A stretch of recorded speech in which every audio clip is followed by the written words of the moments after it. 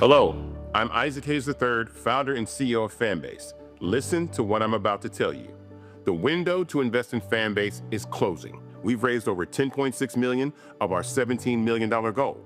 That means there's room for less than 6,370 people to invest in Fanbase for the average amount. The minimum to invest in Fanbase Right now, it's $399. That makes you an owner in Fanbase today. Go to startengine.com/fanbase to invest. Why? Because current social apps have taken advantage of users for far too long, with content suppression, shadow banning, harmful racist content, and no real tools for monetization and equity. Fanbase has over 1.4 million users and counting, allowing anyone to reach all their following and monetize their content from day one. Social media is the new TV, and whoever owns the apps that distribute that content have the opportunity to own potential billion-dollar companies. While big platforms with uncertain futures are failing to serve their users, Fanbase is stepping up to fill the gap. Don't wait until it's too late. Invest now, invest for yourself and your future. Go to startengine.com/fanbase and own the next generation of social media.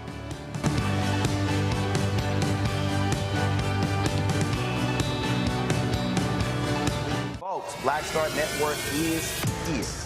Hold no punches. I'm real revolutionary right now. Black power. Support this man, Black Media. He makes sure that our stories are told. Thank you for being the voice of Black America, Roland. Stay black. I love y'all. All momentum we have now, we have to keep this going. The video looks phenomenal. See, this difference between Black Star Network and Black-owned media and something like CNN. You can't be Black-owned media and be scared. It's time to be smart. Bring your eyeballs home. You dig?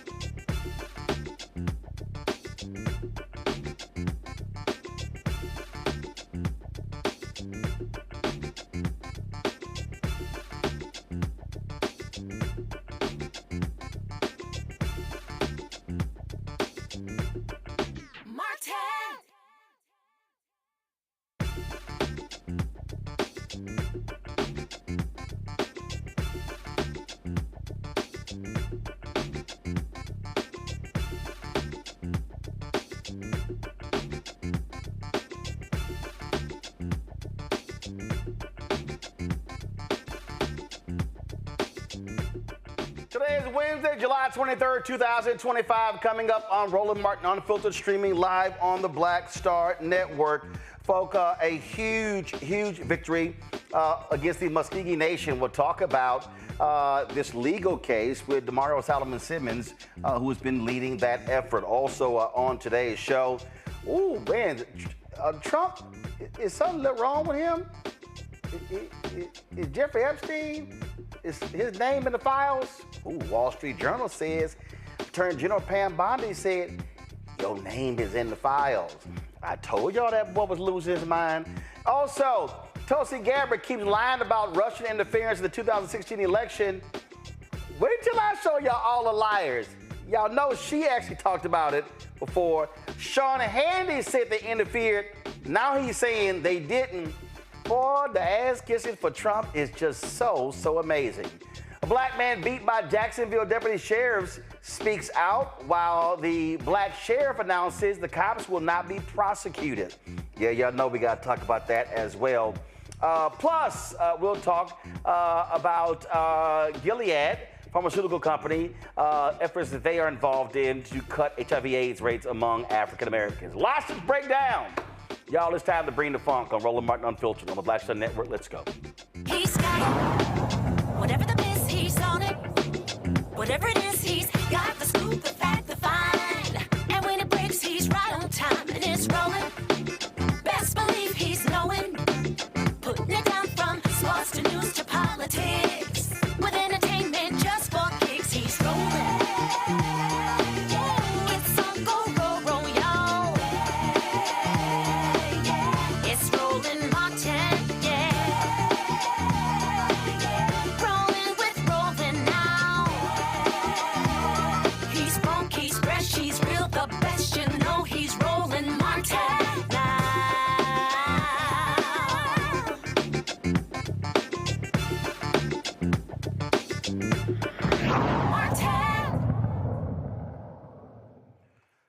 Folk, big story out of Oklahoma where the Muskogee Nation, they now have to abide by a landmark ruling that recognizes African Americans and the descendants who are part of this nation. Attorney Damario Solomon-Simmons has been leading this effort. We, of course, have talked about it several times as well. He joins us right now. Of course, co-founder of Justice for Greenwood. So go ahead and tell us what's up with the Creek Freedmen. Walk people through what happened today and how significant this is, Damario.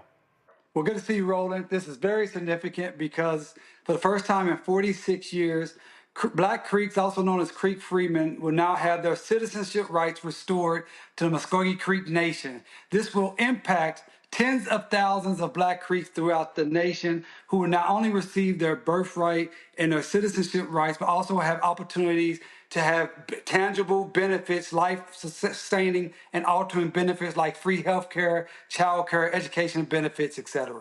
Okay, so explain to folks, why would they have free health care, free child benefits? What, as a result of the Muskogee Nation? Explain that. Sure.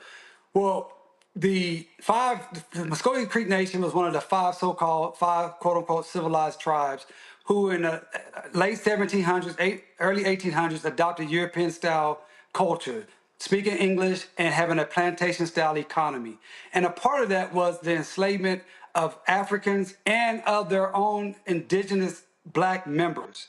And so when they was moved to Oklahoma in the 1830s and continued to enslave and continue to discriminate against their Black members, they sided with the Confederacy during the Civil War. They lost, obviously the Confederacy lost the war at the time, and so they had to do new treaties. And that treaty of 1866, which was negotiated and signed by five individuals, one of them being my four-time great-grandfather, Cal Tom, ended enslavement within the Creek Nation, and it also granted citizenship to all Creeks of African descent. But in 1979, the Creek Nation decided they did not want the Creeks of African descent anymore, and they illegally excluded us through their new constitution. And so we've been fighting that battle ever since. And today, their own Supreme Court affirmed that the Treaty of 1866 guarantees Creeks of African descent, also known as Creek Freemen, to have full citizenship within the Creek Nation. For folks who don't know, walk through how long this legal battle has been going on, because they were trying everything to shut y'all down. Yeah, even when you came down, Roland, you saw it firsthand. Listen, I started working on this in 1999 when I was trying to get my own citizenship. And then when I graduated law school in 2004, this was the first case I took to trial in 2005. And we lost in 2007. We lost again in 2018. We lost in 2019. But we kept hitting, and we had a victory in 2023 that the Creek Nation appealed, and it's from this appeal that we have finally heard their Supreme Court say, yes, you can win. Because in 2007, the Muscogee Nation Supreme Court ruled against us. So this is an amazing day. It is just, I can't stop smiling. And I just wish my grandmother, Johnny Mae Austin, who died in 2019 at 89 years old, who was a named plaintiff in our case in 2018, she spoke Creek, and she grew up on our Creek allotment. I just wish she was here to witness this. Explain when you said their Supreme Court. People may not realize that these Native American tribes, they have a separate system than the United States Supreme Court. Absolutely. Thank you, Roland, for that question. So the Creek Nation is the fourth largest Native American tribe in the nation. It has over 100,000 members or citizens. And so it has a fully functioning government with a principal chief and executive office. It has a legislative office, which they call the National Council. And then they have a judiciary where they have a district court, just like in the United States. And then they have a Supreme Court. And the Supreme Court in the Muscogee Creek Nation has 7 members. 2 of those members had to recuse for our case, and so 5 members decided it, and I'm happy to report that it was a unanimous decision. Okay, so they had to recuse themselves. Were they 2 of the ones who were previously involved in the case? So what happened there? Yeah, the 2 that had to recuse themselves were previously involved in the drafting of the 1979 Constitution that excluded Black Creeks. And so I'm very happy that they did the right thing and recused from this particular case, because this case was about what is supreme. Is the Constitution of the Creek Nation, or is it the supreme law of the land because of the Treaty of 1866? So just for the listeners to understand, under the law, treaties of the United States is second only to the United States Constitution. So that's why we were saying no matter what their constitution, the Creek Nation's constitution stated from 1979, the Treaty of 1866 has never been abrogated or made invalid, and that is what covers and controls in this situation. Obviously, a huge issue. I want to bring in my panel right now. Joining us right now on our panel is, of course, Rebecca Carruthers, President and CEO, Fair Election Center. Glad to have her on the show. Also, A. Scott Bolden, attorney here in Washington, D.C. Joe Richardson, civil rights attorney out of Los Angeles. Glad to have 3 of you here. So I guess I'll have the lawyer start. Joe, you start with your question for Damario. First of all, Damario, congratulations. This is an incredible accomplishment, and it is obviously very personal for you for some obvious reasons because of your own history. But tell me this, do you see any possibility with this potentially being precedential in terms of setting a precedent that other folks that believe they belong to tribes, because the point is made that tribes, one of the things that the tribes did a pretty good job of is getting, self-determination, funding, setting up casinos and things like that, where the people that are members do quite well. Have there been any discussions that you had over the years that lead you to believe that perhaps in some other areas where we have brothers and sisters who are descendants of tribes, that this could possibly be a route that they may try to take as well? Yeah, thank you for the question. Right, definitely. You had the Cherokee Nation, which is the largest Native American nation, almost 500,000 members. They had a similar issue that I worked on. That was resolved in 2017. The Creeks are now. You also have the same issue with the Choctaw. You remember the movie Sinners. We all love the movie Sinners. And at the very beginning of the movie, they had the Choctaw Indians that were actually chasing the vampire. Well, the Choctaw Nation was one of those nations that enslaved Black folks. and one of those nations that discriminated against black folks. And right now, they are doing the same thing that the Creeks have been doing. And so that's the issue that we're looking at also within the Seminole Nation.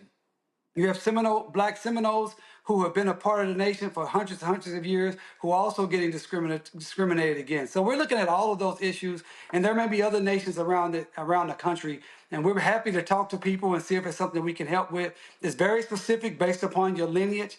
A lot of people say, hey, I got some Indian in me, but you have to be able to document it. And that's the thing about the Black Indians of Oklahoma. We are the most documented black people in the nation. Because ever since they've been taking our land, starting in the late 1700s, they always create these lists of the citizens. So I can document my lineage back to the late 1700s, going all the way up to me. And so that's what it would take. But we know how to do that research, so it certainly could be a route. Scott. Thank you. Yeah, congratulations on your victory.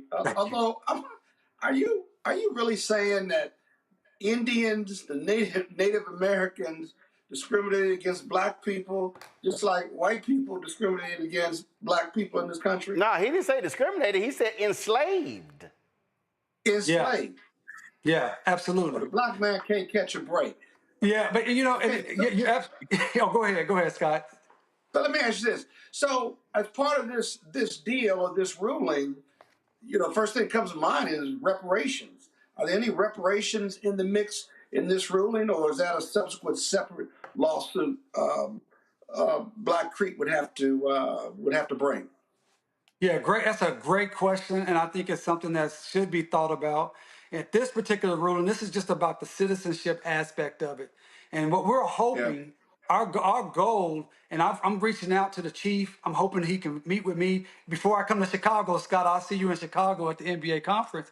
I'm hoping I can get to the chief on Friday, and let's have a discussion about, hey, how can we heal the divide? How can we work together, become one family again, and move forward and have that conciliation and be able to deal with some of these issues that even the one you talked about? So those things are all on the table. But first and foremost, we just want to say, can we get our citizenship? Can you recognize us not only as first-class citizens within the nation, but recognize our contribution to the Creek Nation over the last 500 years? See, here's the thing. A lot of people don't realize we were here when Columbus got here. There were Black Creeks here when the European came here. We're well documented going back to the 1500s. And so don't try to erase our contribution. Don't try to erase what we've done. Don't try to erase our heroes and sheroes within the nation. Let's move forward as one people, and let's talk about how we heal. And obviously healing includes some type of reparatory justice. Rebecca. So how do you formalize that citizenship then? So like I said, they have a full functioning government. They have a whole citizenship department. So they have three different locations. So in Northeast Oklahoma, they have one by Tulsa. You go, and what you have to show is that you are a direct lineal descendant from an individual that was listed on the 1906 Dawes Rolls. So it's either you are or you're not. You can't just decide, oh, I want to be on this roll. So like my great-grandfather, John W. Simmons, was a newborn in 1898. He's on that Dawes Rolls. And so I go from John W. Simmons to my grandmother, Johnny Mae Simmons, to my dad, Ahmad Shadi, to me. That's my lineage. That's how I can show that I am actually one that should be getting citizenship. Now, I could go all the way back to Cal Tom, who was born in 1810, or I could go all the way back to Moses Perryman, who was born in 1780. So I could do that too. Wow. Congratulations. Rebecca. Thank you. Hey, Damario, it's good seeing you tonight. What's up, Rebecca? I'm listening to your story. So I spent some summers in the 80s in Muskogee Nation visiting my great-grandmother on my dad's side in the township of Summit, Oklahoma. Yes, in Summit, Oklahoma. She had, when she passed away, she lived in a 2-room shack, she had an outhouse, didn't have indoor plumbing yet, so there was a pump in her kitchen area, but she finally got electricity. So now I got lots of questions. I'm going to have to call my daddy after the show tonight. How do you go about doing the research, proving lineage? Well, listen, I'm gonna help you out. All you have to do, and anyone that's listening that think they may have a connection, the way Rebecca just talked about, you can contact Justice for Greenwood, Go to justiceforgreenwood.org. We have a whole We Are Greenwood program. We have a little form there, and you can say, hey, I think I may be connected to the Black Indians of Oklahoma, and we'll do a little research and see if you pass the prerequisites. And if you do, then we can get you one of our genealogists. We have 5 genealogists within Justice for Greenwood that does this work, and then we have our sister coalition organization, the Muskogee Creek Indian Freedmen Band, and they also do this lineage work for you. So if you have someone on the Dollar's Rolls, we can find it. All right then. Well, Damario, congratulations. It has been a long battle, and the fight continues. We appreciate it. And let me say one other thing. Summit, Oklahoma is one of the traditional black towns of Oklahoma, and reasons there's so many black towns, including the great Greenwood, of the home of Black Wall Street, was because of the Black Indians had already been here. They had already been free. They already had land. They already had power, and they already had a freedom mind state. So it goes full circle. Well, certainly enjoy this win because you will have few wins this fall when your Oklahoma Sooners play in the SEC. That's all right, man. I'll take this win. And you will have even fewer wins for your Dallas Cowboys. So, right, enjoy this one. But come football season, you will not have a joy. You'll be getting lots of text messages from me on Saturdays and Sundays this fall. You know what? That may be true, but here's the deal. 43 days ago, Mayor Nichols announced the reparatory justice for Greenwood, and today we got justice for Black Creeks. Hey, I'm good for the rest of the year, dog. Yeah, because you know y'all gonna be losing. All right, Damario, we appreciate it. And you're an Omega. You 0 for 3. All right, you 0 for 3. I mean, you just keep taking L's. All right, appreciate it. Peace. All right, y'all, going to a break. We'll be right back. Roland Martin Unfiltered on the Black Star Network. Next on the Black Table with me, Greg Carr, we look at one of the most influential and prominent Black Americans of the 20th century. His work literally changed the world. Among other things, he played a major role in creating the United Nations. He was the first African American and first person of color to win the Nobel Peace Prize. And yet today, he is hardly a household name. We're talking, of course, about Ralph J. Bunche. A new book refers to him as the absolutely indispensable man. His lifelong interest and passion in racial justice, specifically in the form of colonialism. And he saw his work as an activist and advocate for the Black community here in the United States as just the other side of the coin of his work trying to roll back European empire in Africa. Author Cal Rostiala will join us to share his incredible story. That's on the next Black Table, here on the Black Star Network. This week on The Other Side of Change. Zohran Mamdani, the New York City mayoral race, and this progressive wave that has sent such a shockwave through all of New York City and really the rest of the country. Jamal Bowman is going to help us understand what this mayoral election means and how we make sure that it translates across the nation. Can you imagine national Democrats identifying themselves as having flavor or riz or swag? Absolutely not, right? So hopefully the city does what it can in November to help resurrect this dying party and honestly just resurrect our democracy. Only on The Other Side of Change on the Black Star Network. On the next Get Wealthy with me, Deborah Owens, America's Wealth Coach, Black Americans have 1/10 the wealth of their white counterparts. But how did we get here? It's a huge gap. Well, that's why we need to know the history and what we need to do to turn our income into wealth. Financial author and journalist Rodney Brooks joins us to tell us exactly what we need to do to achieve financial success. You can't talk about why we are, as Black people, where we are, unless you talk about how we got here. Bridging the Gap and Getting Wealthy, only on Black Star Network. It's John Murray, the executive producer of the new Sherry Shepherd Talk Show. This is your boy, Earthquake. And you're tuned in to Roland Martin Unfiltered.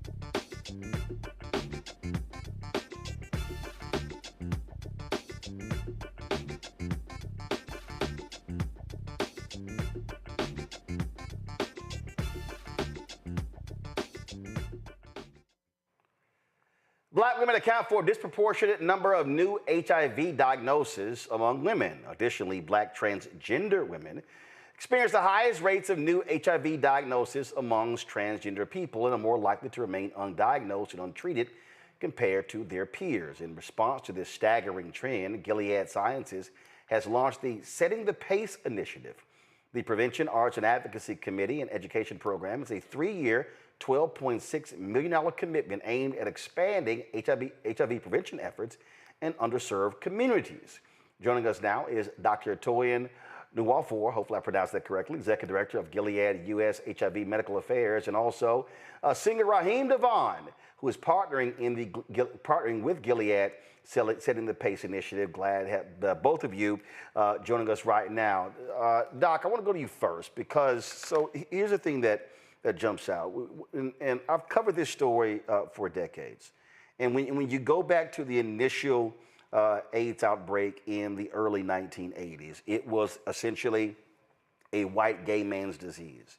What ends up happening is you have all of these different groups that are formed in San Francisco, in Los Angeles, in New York, targeting these white gay men. Well, that actually played a huge role in creating the LGBT community, political advocacy organizations. What then happens is battles, whether it was a Democratic president or a Republican president, when you begin to see the numbers and the impact on Black people, you didn't see the shift of the resources going from white, gay, male-targeted community to African Americans. And so a huge part of this in the last decade or so has been this consistent battle on the ground in cities like Houston and Chicago, Charlotte. We talk what's happening on HBCU campuses, where the infrastructure, the federal money, the infrastructure still is not keeping pace with what the data actually shows.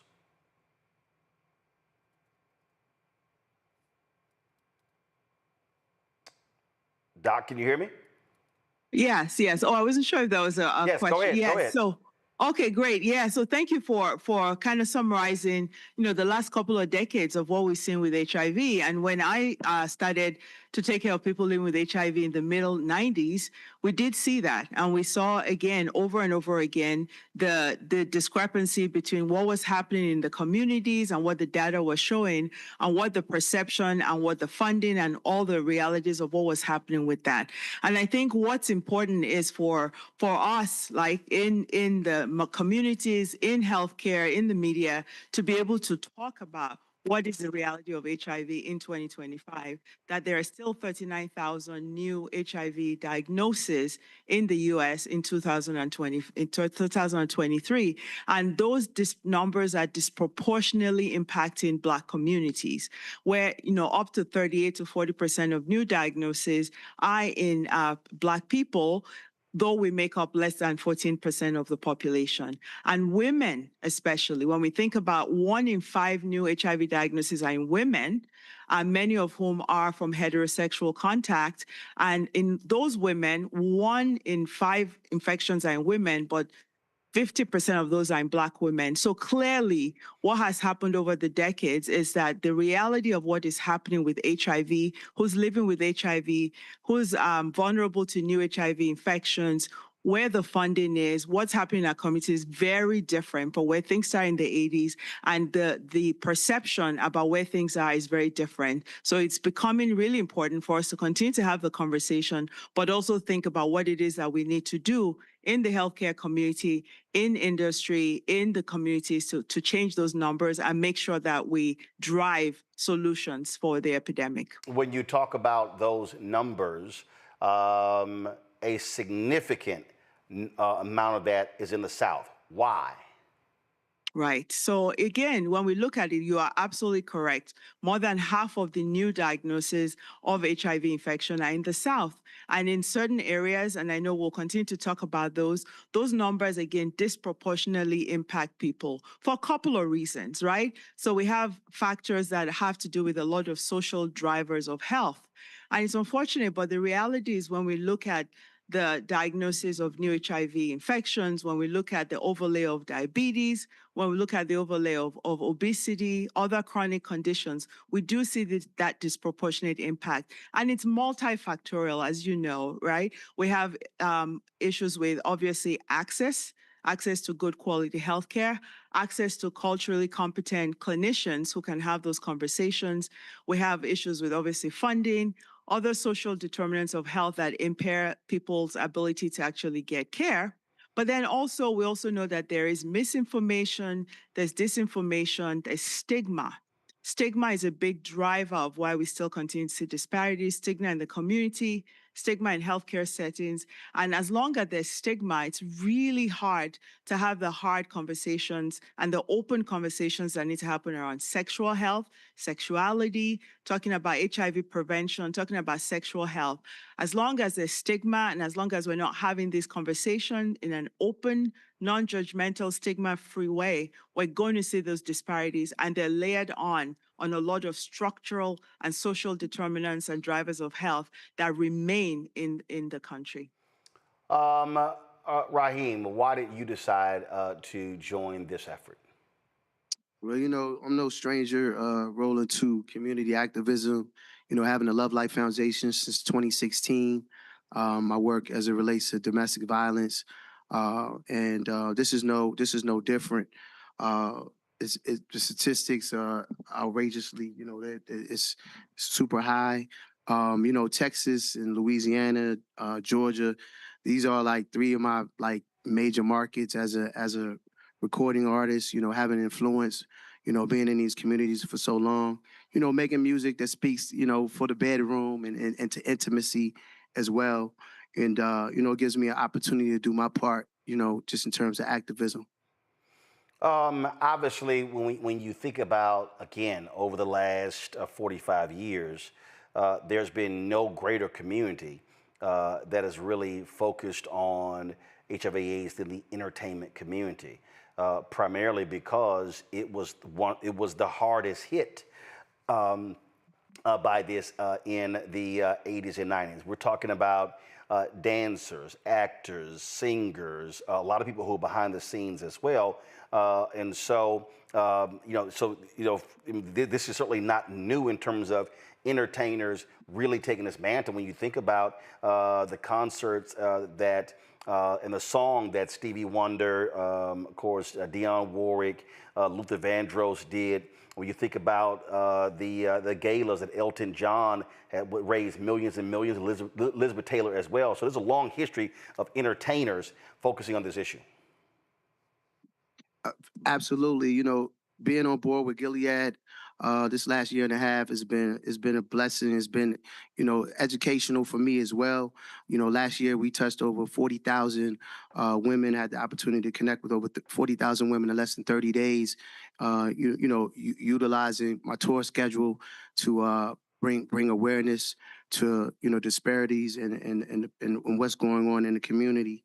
And you know, I didn't really realize the impact until, you know, I'm in those lines every night, and, you know, different people disclosing and letting me know, hey, like, I've been HIV positive, you know, since the 90s, or I lost my mother, I lost my grandmother, or, you know, my child has been diagnosed, or I've never been properly tested.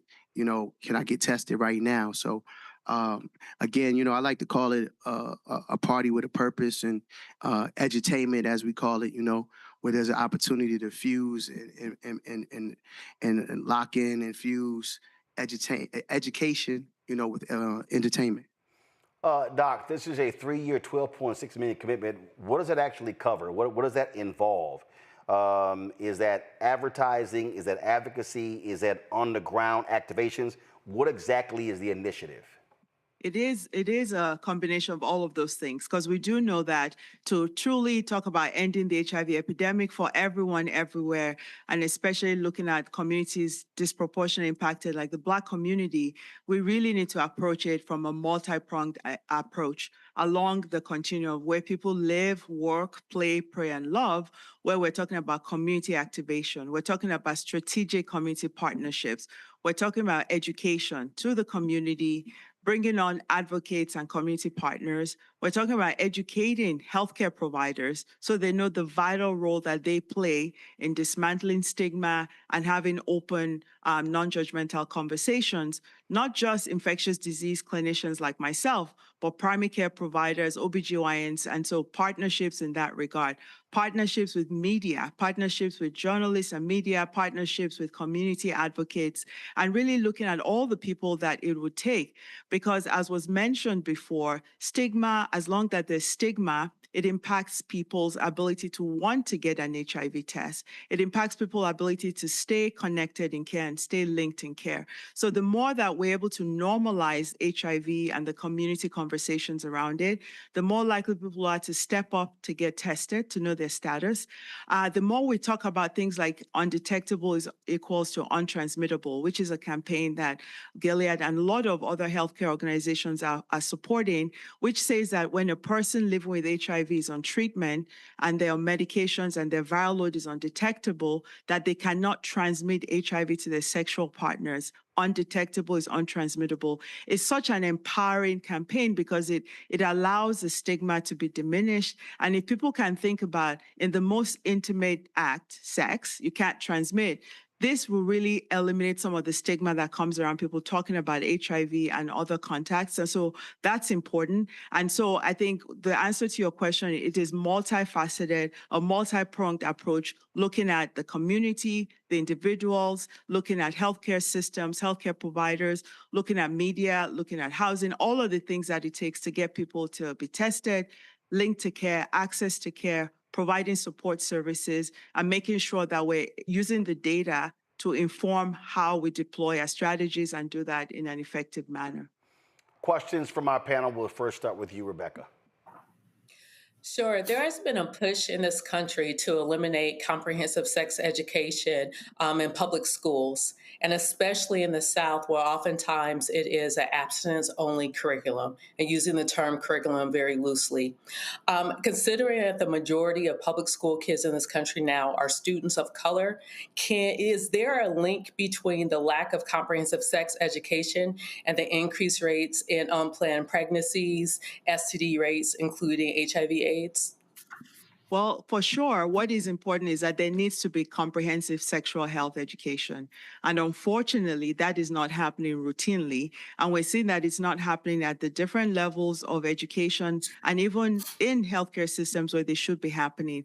So what people are doing and communities are doing are finding really innovative and creative ways to have that education from trusted community partners. Different people are coming up with programs that may now be after-school programs that may happen in other places where people socialize so they can have that conversation if they're not able to have it within the school curriculum. There are places where people are looking at different ways of, the advocacy and community voice, going to their boards and figuring out how to have those conversations.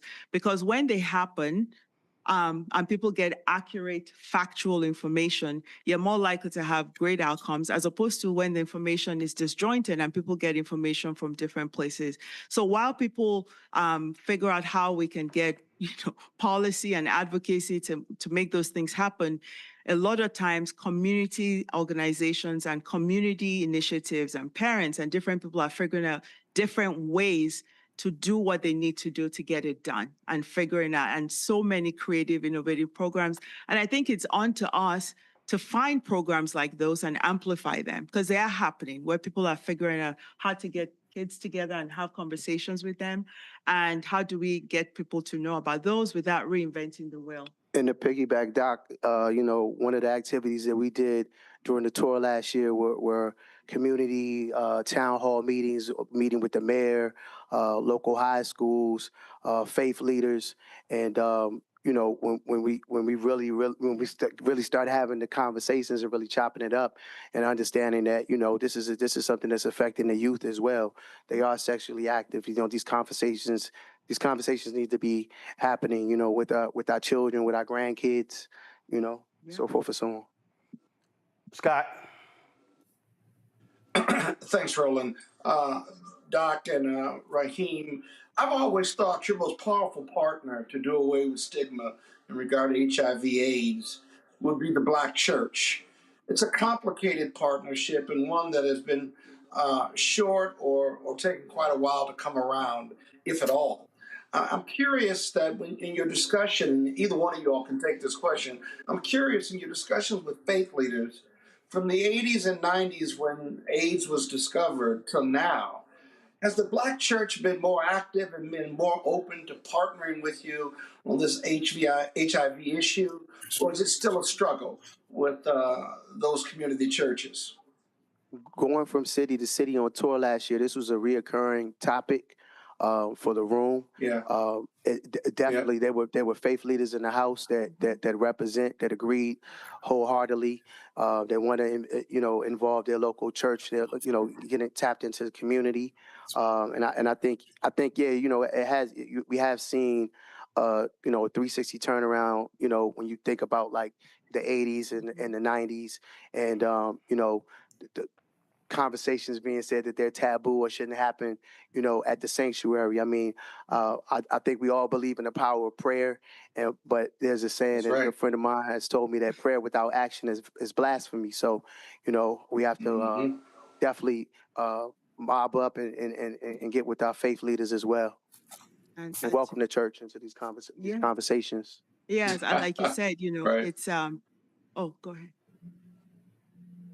No, Doc, go ahead. Doc, go ahead.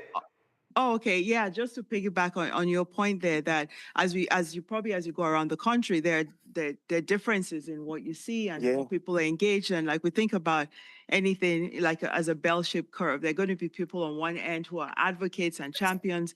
There are going to be people who, won't move. But most people, it's in that middle part where you can have those conversations. And those faith leaders, their congregants, are their constituents. And so some of the things that happen is, going into those places and having them understand how this impacts their congregation, their community, and really looking at other things that they may find more important. So if you're going in there to do blood pressure screening, diabetes screening, talking about vaccinations, and then you can talk about HIV testing and sexual health, and sometimes finding the messengers from those congregants. So they may not want somebody from outside of their congregation to do the speaking, but really finding partners and ambassadors within those settings, and then having those faith leaders who are bought on to like talking about sex and sexuality be the ones influencing their other faith leaders. But you are right. They play a critical role and really important parts of the conversation. Because for you, when we talk about teens that are sexually active and, parents having the conversations about birth control, for example, I feel like there should be conversations about PrEP. Absolutely. There should be conversations about preventative measures, as well. Yeah, if we're thinking about preventing pregnancy, we're thinking about preventing HIV. And that's a great point you brought up, because the Center for Disease Control did change the guidelines 2-3 years ago now to say that anyone who's sexually active should have that conversation, the healthcare providers, around HIV prevention. So if you're having you're sexually active. So it's a really important time. And get tested for it. Yes, absolutely. Get tested for it. If you're heterosexual, we tend to put this in our homosexual community, but this affects everybody. Absolutely. Absolutely. Joe? And we talked about for cisgender women, that 91% of cisgender women who acquire HIV are from heterosexual contact. So we really say if you're sexually active, we don't need to talk about who you're having sex with, how you're having sex, what sex you're having. Really, if you're sexually active, let's talk about how you can prevent HIV. And that is part of your sexual health. It's part of that conversation. And now they have Doc, I follow our multiple chats, and not everybody is locked in it. So when you say cisgender, what does that mean? All right, so that means women who are born female and who also identify as female. So that's what the gender at birth is, also their gender identity, is how they're identifying. Because you got folk who watch this show, they don't use all kind of different terms. They just use men, women. So they were like, I was looking, they were like, what is cisgender women? All right, go ahead, Joe. No, thank you. Thank you for calling that out. We have to be always, thank you for doing that, because we always have to do that with any audience and make sure that we're clear. So thank you for doing that. So it's the sex assigned at birth. Joe. Also, we want to just touch on the fact that, now they have home testing kits as well. You know, same way you can go to CVS and get a COVID test kit. You have a home testing kit, you know, so you can get tested, you know, in the privacy and comfort of your own home. You can get tested with your partner. You swab me, I swab you. You know, these are methods. Everybody seems to love that campaign, you know. Yeah, but on a serious note, you know, these are alternatives that exist out there. I think, you know, again, it's about normalizing the conversation, you know, about sexual health. All right, Joe, go ahead. All right, guys, thank you so much, Brother Raheem. I appreciate your music, your work over the years. Like a lot of people would say, I guess Woman and Customer are probably still my favorite songs.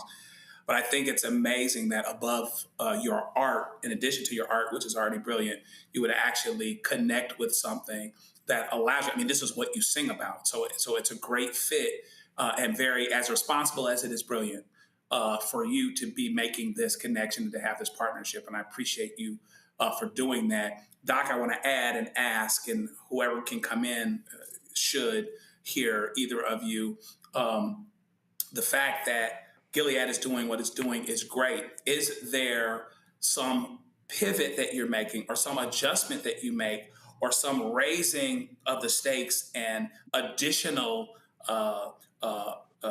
monies that you're looking for, et cetera, and higher goals because of what we see happening on the government side? I don't know how much or how little you have government partners, but with the threats to funding that have happened, and even some people could actually even make this a DEI thing where you don't want to help women that, Black women who are disproportionately affected because it would amount to a DEI thing. Things that are that ridiculous are going on. So what I want to know is there some response from Gilead to raise the stakes, to raise more money, and to have even more targeted and higher goals because of what you see happening on the government funding and possibly the partnership side? Great. Thank you so much for that question. And I think, like I started at the beginning, I am in medical affairs. I am Gilead at medical affairs. But what I can say confidently is that Gilead Sciences remains committed to making sure that we enhance access and commitment to make sure that people who need and want HIV prevention medications and treatment get access to it. And so there is a commitment for that. I am not able to answer like funding questions or questions around specific dollar amounts, but there is a commitment to health equity and to making sure that people who need and want access to our medications have that. And so that is that commitment and ongoing partnerships to make sure that that is happening. But I'm sure if there are specific questions around funding and the funding types, there are people within Gilead leadership who can answer that. We have people in public affairs, government affairs, and who are really working on those partnerships constantly. All right, then. Again, when you talk about health issues in this country, this and so many others, African Americans are unfortunately at the top or the bottom, depending upon how it is rated. Absolutely, when it comes to getting the information out there, directing those media dollars to Black-owned media is important as well, not just ABC, NBC, CBS. And again, having those on-the-ground conversations that are the tough ones that folks don't want to have, but actually absolutely need to have. And so we still appreciate it. Thank you so very much. Thank you. Thank you. All right, folks, going to a break. We'll be right back. Roland Martin Unfiltered on the Black Star Network. Don't forget to support the work that we do. Listen, we don't have millionaires and billionaires cutting us checks. We're out here fighting the good fight every day when it comes to getting sponsorship for our show, and so your support is critically important. Our goal is to get 20,000 of our fans on average contributing $50 each a year. That's $4.19 a month, 13 cents a day. I don't do a Patreon. I don't do a Substack where we're charging people. We don't do a subscription because we want the content to be widely available. So your support is really important. we could do that, but then again, we wouldn't be streaming on all these different platforms, and it wouldn't be as widely accessible. And so when you support us by joining our Bring the Funk fan club, it pays for this show, it pays for the other shows on the network, pays for our marketing, our staff, all of this equipment, all these different things that we're doing. I said the other day, we just completed a $70,000 lighting refresh in our studio, a $40,000 IT upgrade in our studio. We just, of course, finished getting our traveling, our mobile unit. That with taxes is $284,000. That's real dollars, and then the insurance alone is $20,000 a year. This space that we're in, we just signed a new 8-year lease, and it went from $15,000 to $24,000 a month.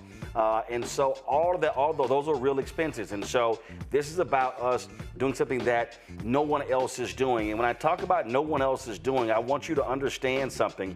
That when you look at the numbers, as well, this show, this is the only black news show that ranks in YouTube's top 100 podcasts. It is the only one. Earlier, I looked at it, and in the next commercial break, I'm going to actually show you the chart. But the reality is, on that list, it's sports, it's entertainment. If they black, it's sports and entertainment. News, it's just us. A couple of conservative dudes, they've been getting pushed by the conservatives out there. There's nobody else. We're the only one on the YouTube Top 100 podcast list that is a black news and information show. And listen, I appreciate sports, I appreciate entertainment. We cover some of that, but you know what? It's already enough of that out there. And literally on that top 100 is Shannon Sharp, Chad Ochocinco, it's Carmelo Anthony, it's Gilbert Arenas, it's Ryan Clark, the guys with the pivot, it's comedians, it's Joe Budden. That's what it all is. There's no other black news show in the top 100. And so your support is critical. Cash App, use the Stripe QR code. You see the QR code right here. This QR code, if you're listening, simply go to RolandMartinUnfiltered.com for the link. Click the Cash App pay button to contribute. Checks and money orders, make them payable to Roland Martin Unfiltered. Send to P.O. Box 57196, Washington, D.C. 20037-0196. PayPal is R Martin Unfiltered. Venmo, RM Unfiltered. Zelle, Roland at RolandSMartin.com. Roland at RolandMartinUnfiltered.com. We'll be right back. This week on the other side of change, Zohran Mamdani, the New York City mayoral race, and this progressive wave that has sent such a shockwave through all of New York City and really the rest of the country. Jamal Bowman is going to help us understand what this mayoral election means and how we make sure that it translates across the nation. Can you imagine national Democrats like identifying themselves as having flavor or riz or swag? Like, absolutely not, right? So hopefully the city does what it can in November to help resurrect this dying party and honestly just resurrect our democracy. Only on the other side of change on the Black Star Network. On the next Get Wealthy with me, Deborah Owens, America's Wealth Coach, Black Americans have 1/10 the wealth of their white counterparts. But how did we get here? It's a huge gap. Well, that's why we need to know the history and what we need to do to turn our income into wealth. Financial author and journalist Rodney Brooks joins us to tell us exactly what we need to do to achieve financial success. You can't talk about why we are, as Black people, where we are, unless you talk about how we got here. Bridging the Gap and Getting Wealthy, only on Black Star Network. Hi, I'm Jo Marie Payton, voice of Sugar Mama on Disney's Louder and Prouder Disney Plus, and I'm with Roland Martin on Unfiltered.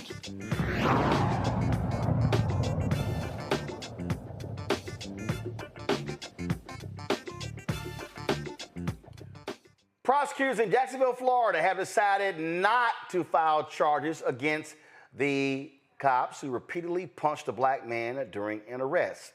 Nobody is shocked by that.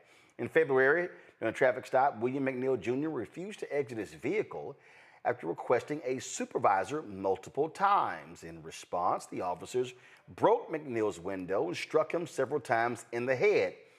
Following the announcement that no charges would be pursued, McNeil and his family held a news conference with their attorneys, Harry Daniels, as well as Ben Crump. He's my firstborn. He's also my only son. I have 4 children. He is the only boy. I have 3 girls.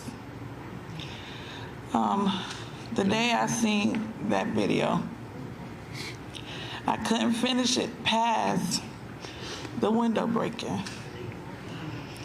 It wasn't until maybe a few months ago I finally finished the whole video.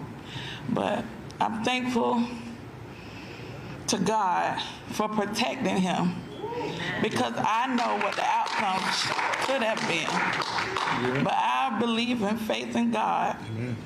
It's what protected my only son, and I thank God for that. I'm Alton Solomon, the father, stepfather, but I can't call him my stepson because this is my son. Yes, sir. I've been through what he's been through. To see that video made me go back to the moment when I was 22. It hurted. It made me upset. But I seen what my son did that I had to do. And he sat right, and he did right.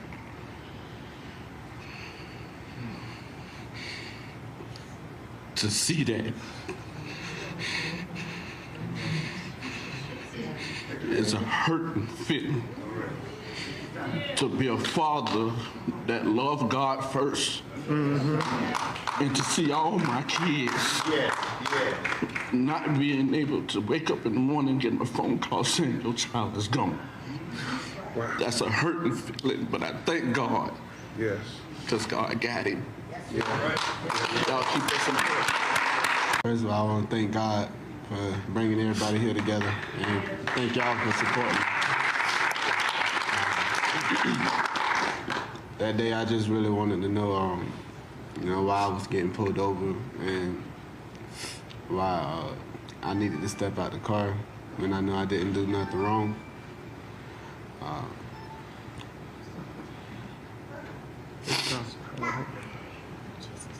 I was really just scared. And that's it. Folks, on a couple days ago, the sheriff announced for TK Waters released body camera footage. He said that McNeil's cell phone video of the arrest did not provide the complete picture. Despite this, the officer who initiated the stop has been stripped of his law enforcement authority. I mean, let's just be real clear, Scott. It's no shock this sheriff, who's been described as a MAGA sheriff, was not going to do anything. He was defending his officers.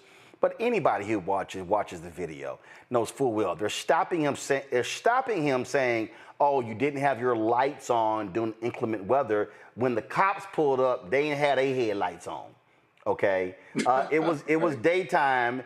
There were raindrops on the on the window shield. But if you actually look at the video, his video or the body cam footage, it's not raining at all. So we know so Harry Daniels said the pretext was to stop him, and they got pissed off because multiple times he requested a supervisor, and then when they said get out of the car, he closed the door and he kept saying, "Please, can I see a supervisor?" And I'm saying, if you're a black, all these people talk about, well, just comply.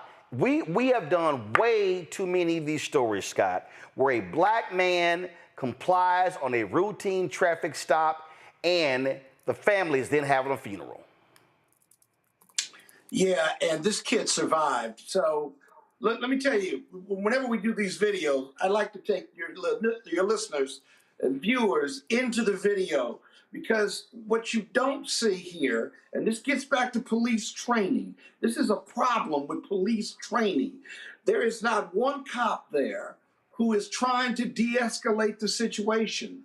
What's the rush? He's in the car. He's not going anywhere. He wants to see a supervisor. In most jurisdictions, once you ask for a supervisor, all police conduct stops unless he is a threat to himself or a threat to the officer or to the community. So you wait there until the supervisor comes. Now, technically, he's got to obey a police order. But the fact that he disobeys a police order in most jurisdictions is a violation or a misdemeanor. And again, what is the rush? Why break the window and grab him out and take him out? Because they've been trained that once you disobey a police order or directive, then all bets are off. You can use force, sometimes deadly force inappropriately, in order to get compliance to a police order that may be innocuous, may not mean anything. If his light was out, you give him a ticket and you keep going. But that's not what they did. No de-escalation. And so the training in police departments across this country have got to have a de-escalation factor in there where you may not like him disagreeing with you or not agreeing with your order, but he's exercising his constitutional right. He's not threatening you. He doesn't have a gun. What's the rush? And so often these police departments are in a rush to not only enforce the law, but to have the opportunity to use force in making an arrest. It's just really highly inappropriate. Until that training changes, Roland, we're going to keep looking at videos like this in the future. Well, and they also, Rebecca, get pissed off and angry that you dare question them. You dare question their authority. And so, and again, if you watch, we played the video. He doesn't escalate the situation. And what's crazy is when you listen to it, the first cop talking reasonable until he says, "Can I see a supervisor?" When the second cop comes along, he goes, "You know what? Talking reasonable until, excuse me, until he asks for a supervisor." And then he goes, "Okay, bust it." And it's like, to Scott's point, what the hell are you rushing for? Why does it have to escalate to where you bust the window, you're dragging them out, you slam them down? That's one of the things we say, okay, you want a supervisor? We're going to call a supervisor. Because you're trying to de-escalate, Rebecca. But these cops don't want to do that, Rebecca. So I'm going to pick a fight here and disagree with Scott. Scott, you're wrong. This has nothing to do with training. We could train until the cows come home, and guess what's going to happen? These racist institutions are going to be racist institutions, and there's going to continue to be outsized violence against people of color, specifically Black folks and Black men, especially when it comes to their interactions with law enforcement. This has nothing to do with training. The next thing that I would say is, you know, over the years, we have covered countless stories like this. And afterwards, regardless if it's a quote unquote positive outcome, i.e. someone didn't die, or it is a negative outcome where there was death of a Black person at the hands of law enforcement, we routinely see the Black family get up, they invoke God almost as if it's to appeal to the white nationalists in this country that supports this type of racism through law enforcement towards Black men in this country. And at some point, the Black community, my community, our community is going to be sick and tired, because it doesn't matter if we're dressed up, if we're dressed down, if we're obeying commands or not obeying commands. If the end point is certain death because of a routine interaction with law enforcement, something has to give. Yeah, no, we can both be right, by the way, Rebecca. You know, Roland, one other thing real quick is this. When the police put you on the ground and put a knee in your back and put hands on your face and are punching you to get you to comply, it is physiologically impossible to comply, because when your head is pushed to the ground, your face to the ground, your body naturally reacts to push up, to breathe, to push up, to not have discomfort. And police automatically read that as non-compliance, which means they use force to bring you into compliance and forget that this is a routine traffic stop over a light. That's all it is. This isn't a murder suspect. Right. And so we can both be right. We need to get better. Police need to be better, but it's just tough, man. It's tough to be Black in America. Yeah, and again, Joe, it was a headlight. Your headlights weren't on. I mean, this is Joe, here's what this is literally how easy that was. You get pulled over. Hey, sir, I pulled you over because I noticed your headlights were not on. This is inclement weather, and then when you have weather like this here, the law states you need your headlight on because the car in front of you and behind you need to be able to see your car because it's gray, it could be raining. So just a reminder, sir, keep your headlights on in inclement weather. Have a good day. That's literally the fucking stop. Right. That's it. It could have been. That's it. Yeah, it could have been. That's it. Let me first of all. Hold on. So, Joe, hold on. Let me add. That's if that was your intention for the stop, Joe. Joe, go ahead. Right. Yeah. Right. Yeah. There's your big if. So, first of all, I want to shout out the officer, white cat in Myrtle Beach, South Carolina, who pulled me over a couple weeks ago when I was caught red-handed speeding as I was running to get something while we were getting ready to move our daughter from South Carolina to Louisville, Kentucky. And he was just as nice and as respectful as he can be. He had me dead to rights, and I knew he was going to give me a ticket, and the brother just gave me a warning. So I said, thank you. I appreciate being reminded of those types of things. Now, I agree with Scott's point about compliance, the point that you're making about compliance. It's impossible to comply because there are natural reflexes. You know, and here's the biggest problem next door to this whole thing. Listen, I am certain that the sucker punch was not in the report, right? So the problem that they have is that they told a different story in that report than what it is that ultimately came out. They didn't expect that to come out because, you know, he went ahead and he pled within 24 hours because he kind of didn't know, you know, how else to deal with it or whatever. And I'm glad the brother survived the contact. That's always an important thing. The problem becomes when police officers make this leap from, quote, non-compliance. You know, there's an argument that, okay, is he not compliant because he asked for an officer, because he answered a question with a question?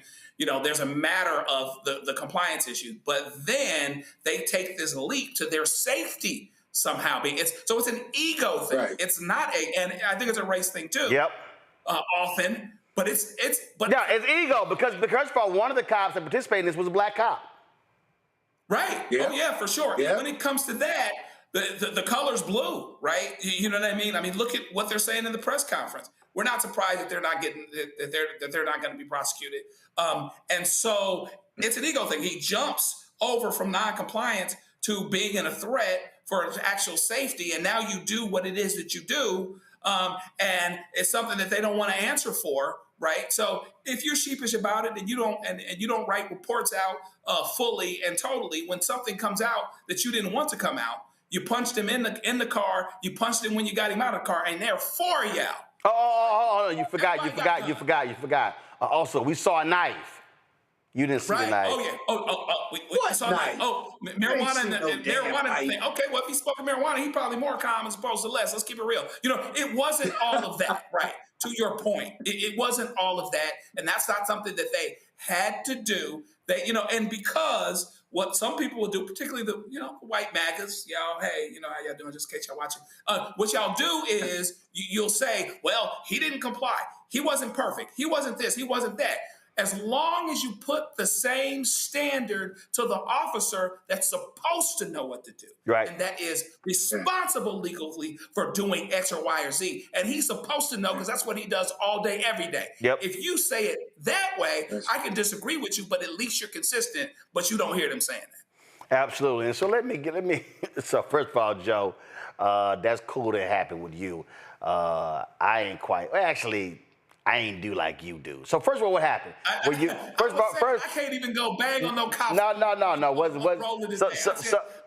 So what happened? Was he hiding and he clocked you? Is that what happened? You know, to be honest with you, I was making a beeline to the stove, you know, picking up some stuff when the movers were getting ready to come and the whole thing, trying to get back. So I didn't see where he came from. See that. Off the street I turned off of. But it was a residential neighborhood. Right. I was doing about 55 and a 30, dead to rights. He had me. Right. He was totally respectful, very cool, but I'm not going to give him no reason to bang on me in any event. Right. But I shouldn't be so relieved they did the right thing. You know what I mean? It's crazy. I had one that was a little different. I was a little different. I was leaving. We had some meetings of the black former students at Texas A&M in College Station, and I'm trying to get back to Dallas, and I think I was trying to get back to Dallas to watch the game. I forgot what it was. Well, let's just say I was coming. I wasn't even past. I hadn't even got to Waco yet, and this car in front of me was just going way too slow. I was driving. I think I had a Mazda Miata. I can't remember. And so I hopped over. I'm doing about 85 straight up. I ain't lying. And see, I think I went ahead and got the ticket because it actually makes for a better story.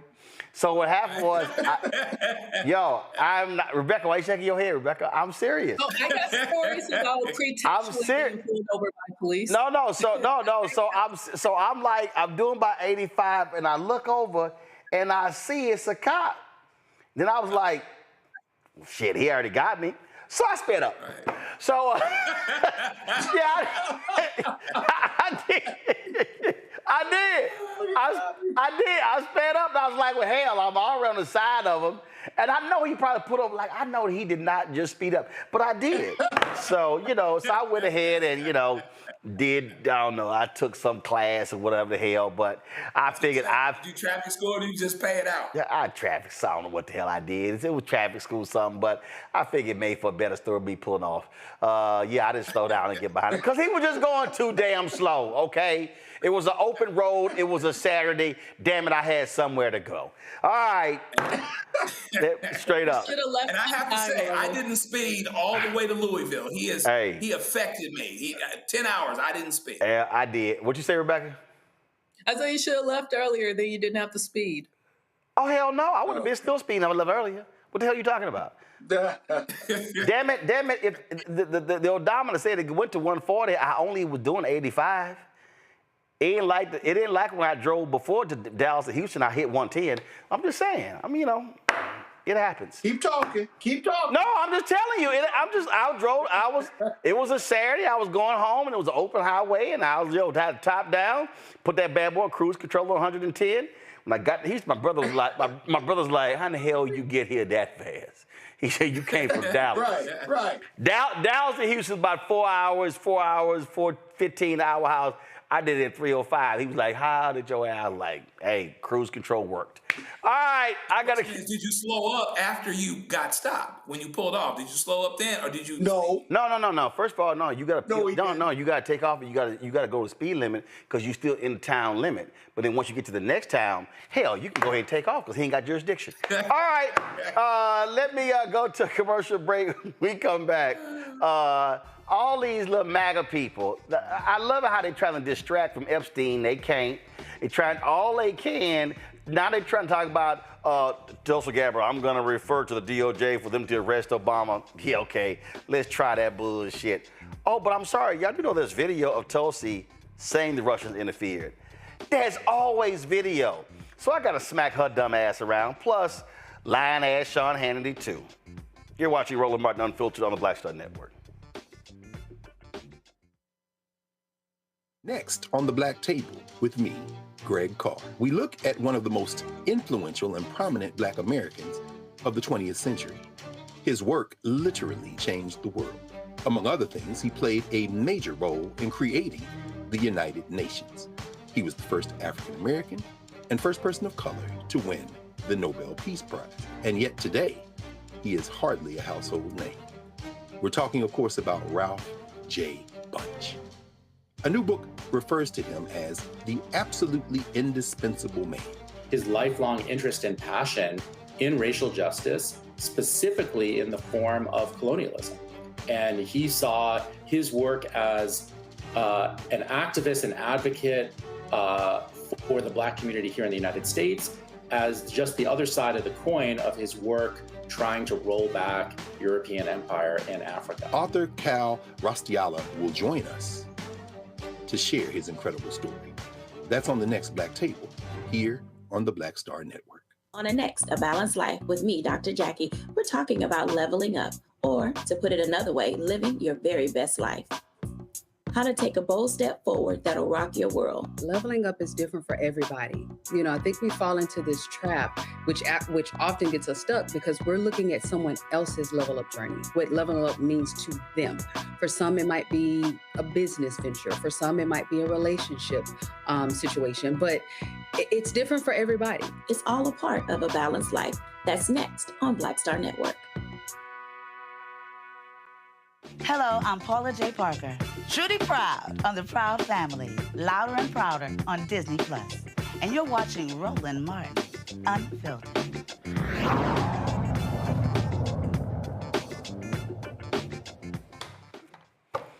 Well, Democrats are blasting these idiot MAGA Republicans for what they say is a shameful dodge, canceling Thursday's House votes instead of demanding transparency around the Jeffrey Epstein files. Democratic House Leader Hakeem Jeffries says the American people deserve answers, not more and more and more Republican excuses. The Trump administration and House Republicans have been a complete and total failure. These MAGA extremists promised that they were going to lower costs in the United States of America. In fact, they promised the American people that costs would go down on day one. But costs haven't gone down.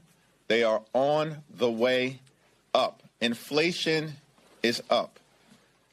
It's the quality of life of everyday Americans that is deteriorating. And Donald Trump and House Republicans are making things worse. The one big ugly bill will rip away health care from millions of Americans. Hospitals will close. Nursing homes will shut down. Community-based health clinics will be unable to operate. And as a result of the inability of everyday Americans to get the medical care that they need, people will die. This is a direct result of action taken by Donald Trump and House Republicans connected to the one big ugly bill. It's extraordinary that as we prepare to leave for the August district work period, what House Republicans can point to is a toxic and extreme Republican budget that will cause millions of Americans to be broke, sick, and hungry. That's the legislative accomplishment of House Republicans. And all of this was done to reward billionaires with massive tax breaks. The one big ugly bill is deeply unpopular. Donald Trump is deeply unpopular. And House Republicans haven't done a damn thing to make life more affordable for the American people. During the August district work period, House Democrats will hold events all across the country talking about our efforts to build an affordable economy that lowers the high cost of living in the United States of America, to protect the health care of the American people, and to combat the culture of corruption that exists in this town that undermines the ability to have a government of the people, by the people, and for the people. We're looking forward to holding town hall meetings across the country at the same time that Republicans will continue to run away from town hall meetings. But we will fill the void that they are leaving and engage aggressively with the American people, all in service of building a country where everyone can experience the American dream. All right, now the stall comes as Congress will be taking a 6-week recess. So Mike Johnson said, man, y'all go home 5 days early because you know what? We ain't gonna sit here and do all this sort of stuff with these votes because you know they don't want to have to deal with that. All right, so that's what they're literally doing. Now check this out. You have to understand when you look at that compared to what all these idiots are doing. Okay, all right. So now they're trying to sit here and, no, that's not what's going on. It's not what's going on. So now they're trying to do this. Now they're trying to go back. They pulling the Hillary emails. They're trying to go back to 2016, all this sort of nonsense. And it's literally a distraction. They're trying to sit here and play the okie doke, and they think we're going to fall for it. Now, y'all, it was a bipartisan Senate Intelligence Committee. Literally, it was led by Republicans that actually supported the findings that Russia was trying to impact the election. National security experts. Here, this latest report from Trump's Director of National Intelligence, who's not really intelligent, Tulsi Gabbard, isn't real. It's political spin. Now, check this out. Here's Trump trying to urge lawmakers, saying, Obama cheated. He cheated. He cheated. Listen. After what they did to me, and whether it's right or wrong, it's time to go after people. Obama's been caught directly. So people say, oh, you know, a group. It's not a group. It's Obama. His orders are on the paper.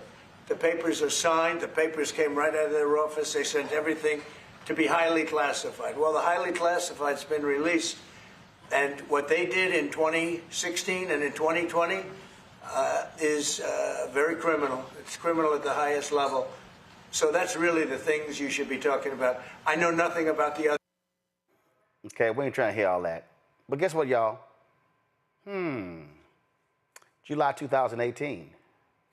That idiot said this.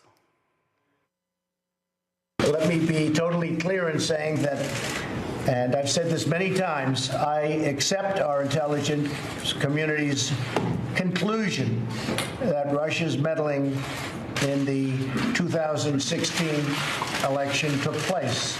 Could be other people also. There's a lot of people out there. Quite interesting.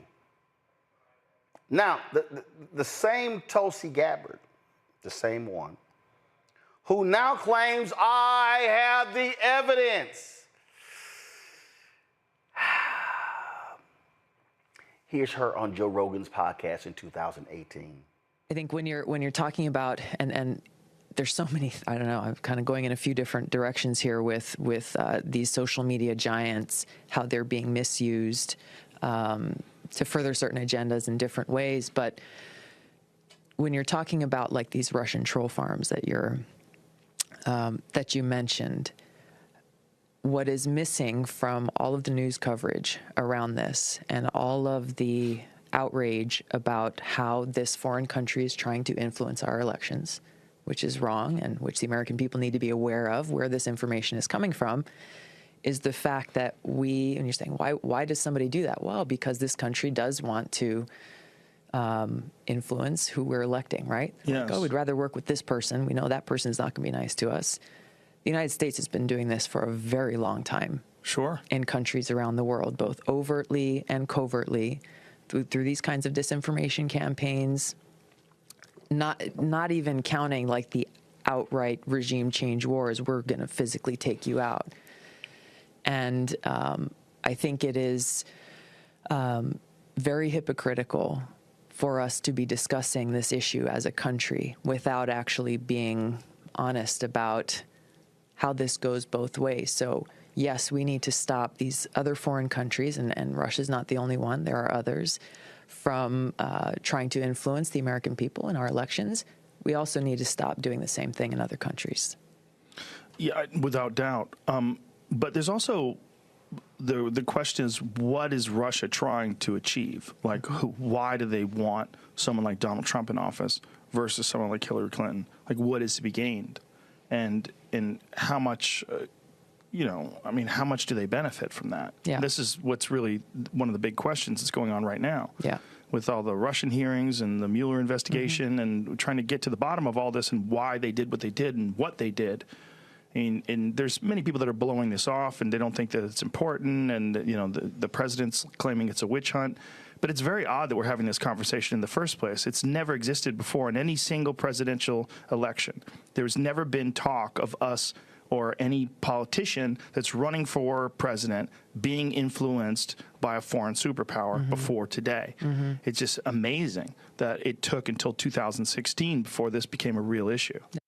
Well, that's what happens when you have a compromised person running for the Oval Office. But the lying gets better, y'all.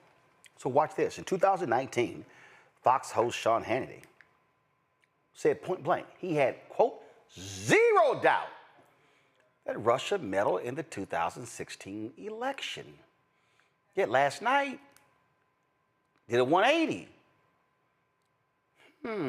I wonder why. Conservatives believe that Ukraine was responsible for election interference in 2016 and not Russia. It's a conspiracy theory. No, I've never said that. We pointed out many times on this program, Russia is a hostile regime led by a hostile actor, Vladimir Putin, who we're not going to have more flexibility with ever. I have zero doubt they meddled in the 2016 elections. I'm certain they did. Devin Nunes was warning Obama in 2014 it would happen, but they did nothing. And by the way, yeah, look at the dirty Russian dossier that Hillary bought and paid for. According to the New York Times, very late in the game, likely Russian disinformation from the beginning. And yes, Russia interfered in our 2016 elections. They have done it before. They're going to try and do it again. Every indication is also, though, separate and apart, Ukraine interfered in our elections as well, and I have no doubt others. The January 11, 2017 Politico reports in detail. If you read these declassified documents, and I have read them, it is very clear that they did not make the assessment that there was any interference, Russian interference in that election. The only Russian interference in the 2016 election actually was the Hillary Clinton bought and paid for Russian disinformation dossier, which we know was completely debunked. They knew it was debunked before they ever used it as the basis of not one but four FISA warrants. And then, of course, they had the meeting in the White House only weeks before Obama left office. And then minutes before Donald Trump was sworn in, then it was the Susan Rice CYA memo. Barack Obama said, do everything by the book about a meeting weeks ago. James Comey said, do everything by the book weeks ago. So there's a lot here. They all lied. And I'm proud that this show and our ensemble cast of wonderful people, Solomon, Greg Jarrett, Sarah Carter, and others, we got it right. Rest of the media went along with the lies, the hoax, the conspiracy theories. Your ass just lied. Like, they act like video does not exist of them lying. In fact, Trump's Secretary of State, Marco Rubio, used to be the senator from Florida. This is little Marco confirming Russia's interference in the 2016 election. The cyber tools were used as a means to an end. It isn't necessarily what we should be focused on here. What we're talking about here is active measures. The active measures taken by the government of Vladimir Putin to influence and to potentially manipulate American public opinion for the purpose of discrediting individual political figures, sowing chaos and division in our politics, sowing doubts about the legitimacy of our elections. So if you look at the situation we now face, here's the aftermath. We had an election where, after some intrusions into some state databases, there was a one nominee for president warning about fraud in the election. And then after the election, we have some on the other side questioning the legitimacy of the president-elect because of Russian interference. And we have the president-elect questioning the credibility of the intelligence community because of its findings. This sounds like a pretty effective and successful effort to sow chaos, to undermine credibility of our leaders and of our government institutions. In essence, it sounds like they achieved what they wanted, to get us to fight against each other over whether our elections were legitimate and divide us in the way that sows the sort of chaos that they sought to achieve. It gets better. The crazy, deranged, sicko Tulsi Gabbard, again, the director of national intelligence, who is literally not intelligent, she takes it a step further. Listen to this rabbit nonsense. In the January 2017 intelligence community assessment that President Obama ordered, John Brennan, who was CIA director at the time, and the intelligence community intentionally suppressed intelligence that showed Putin was saving the most damaging material that he had in his possession about Hillary Clinton until after her potential and likely victory. The report goes into great detail about the information that Russia and Putin had on Hillary Clinton, which included possible criminal acts like secret meetings with multiple named U.S. religious organizations in which State Department officials offered, in exchange for supporting Secretary Clinton's campaign for the presidency, significant increases in financing from the State Department. They also had documents that showed the patronage of the State Department to State Department employees who would go and support Hillary Clinton's presidential campaign. There were high-level DNC emails that detailed evidence of Hillary's, quote, psycho-emotional problems, uncontrolled fits of anger, aggression, and cheerfulness, and that then Secretary Clinton was allegedly on a daily regimen of heavy tranquilizers. Then CIA Director Brennan and the intelligence community mischaracterized intelligence and relied on dubious substandard sources to create a contrived false narrative that Putin developed a quote-unquote clear preference for Trump. If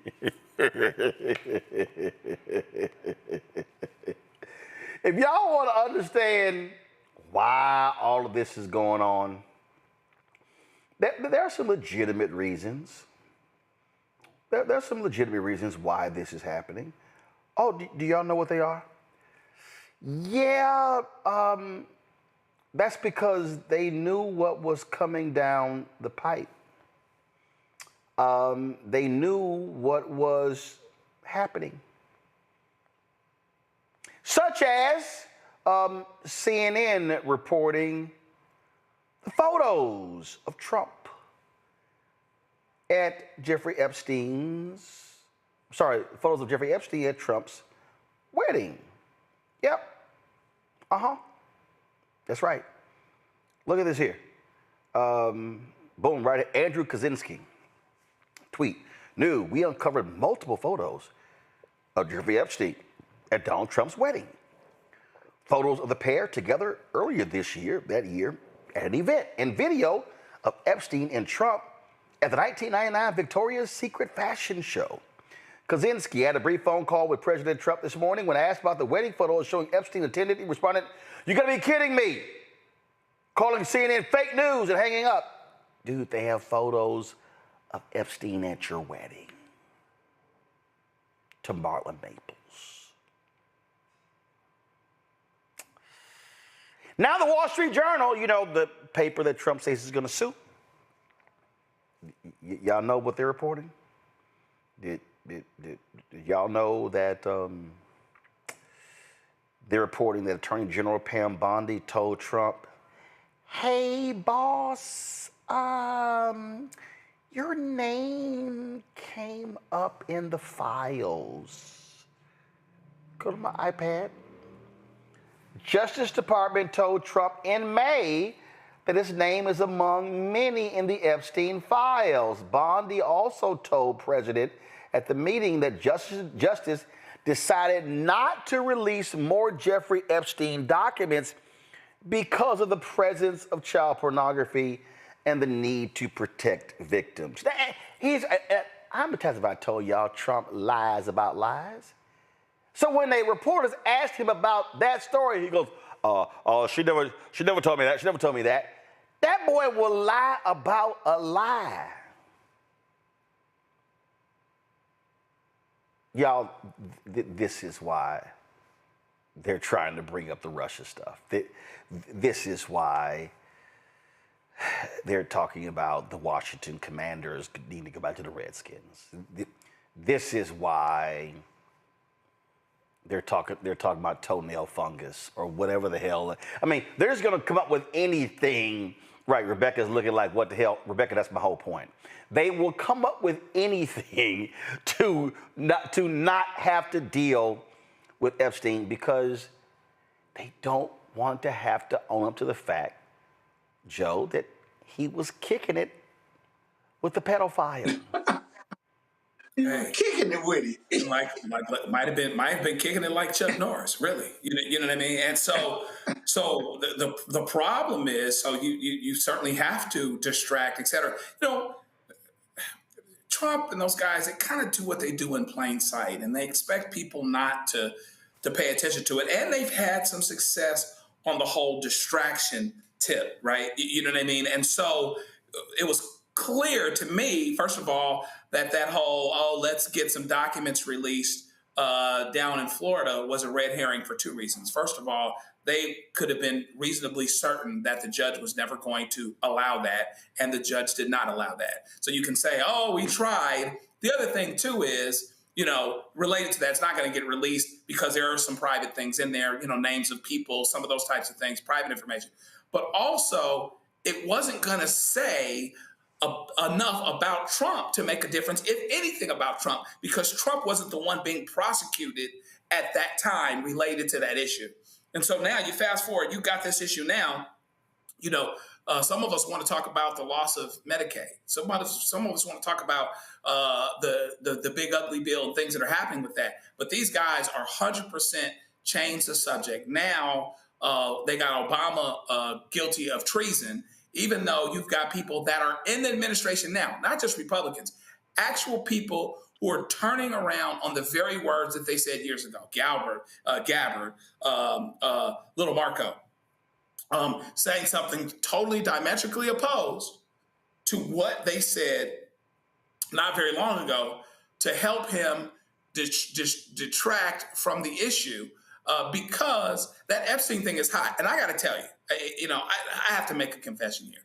I really didn't think that people would really jump on it. I really didn't think that the MAGA folk would jump on it, particularly because could they be unwise enough to know that if those reports and those lists were actually true and complete, that Trump could potentially be on them? No, Joe, they thought it was going to be Bill Clinton all day. Yeah, I just, that's some sincere blindness. Like, that is crazy. Just like that, you know, just like that letter that he wrote to him for his birthday and all of this other stuff. I mean, do you guys really know? See, the problem is once you start really saying, oh, I want the truth, whatever the truth is. If you rock with Trump, eventually that's going to be a problem. You might have to ignore the truth like you have so many times before. So I'm not sure I put it past you to do that. I mean, they still people, you know, up in the pizza parlor looking for the basement, like it's Pee-wee's Big Adventure, the Alamo. You know what I mean? People are still doing that. It's crazy to me that if you really believe and you really are going after the truth, that this can't bite you at some point, because there's no way that he would not be listed or mentioned in a situation where you're actually having a complete investigation, a complete report. And then the reporting that Bondi has told Trump you're on the list or you're mentioned proves our point. I am just, they actually thought, Rebecca, we were going to fall for the okie doke, the banana in the tailpipe. They were like, yeah, they're going to take the bait. They're going to take the bait again. It's like, no, we're not going to fall for the banana in the tailpipe. And they have been trying to switch the story now for 2 weeks. And Rebecca, you can't get, you know, there's some stench that Febreze can't cover up. You're just gonna smell for a very, you're just gonna be funky for a very long time. It's just, it's gonna be in your pores. Roland, like I said last week, the cloud of flatulence that people are talking about in DC that's surrounding Trump. Here's the thing. If Leader Jeffries reached out to me and was like, Rebecca, what should I do over the next 45 days? I would tell him to do the following. Get ready and go on Rogan's show Get ready to do some live streams on Twitch and spend your entire recess talking about the Epstein files. Make Speaker Johnson rue the day that he decided to cut town because he understood that there were enough votes to demand the release of the Epstein files. Talk about that every single day for the next 45 days. Because if Leader Jeffries wants to be Speaker Jeffries, this is his path to flipping the House next year. Not only that, stir up some trouble in Texas. Connect the attempt to redistrict in Texas as a last and weak grasp that this White House is doing in order to cover up the Epstein files. Tie every single thing moving forward that he views his opposition to be doing and tie it to the Epstein files. If Speaker Johnson wants to talk about these tax cuts for the billionaires, talk about these are tax cuts for people who are associates of Epstein. Every single day, connect every single issue, every single thing that the Republicans are doing, tie it to Epstein. I think that if Leader Jeffries does that, he's going to gain traction. He's going to not just have the left-wing media, if there is a left-wing media left, but he will also be able to domineer and take over right-wing media and right-wing news sources online, especially within the realm of new media. He'll be able to reach the audiences that aren't locked into him doing these press conferences talking about the American dream, when we all know there is no American dream. Instead, he needs to punch hard, and make sure that Speaker Johnson feels every single day over the next 45 days. Fact, I'm going to go even further, Scott. I'm going to send some people to Mike Johnson's church with signs outside saying, what would Jesus do, Mike?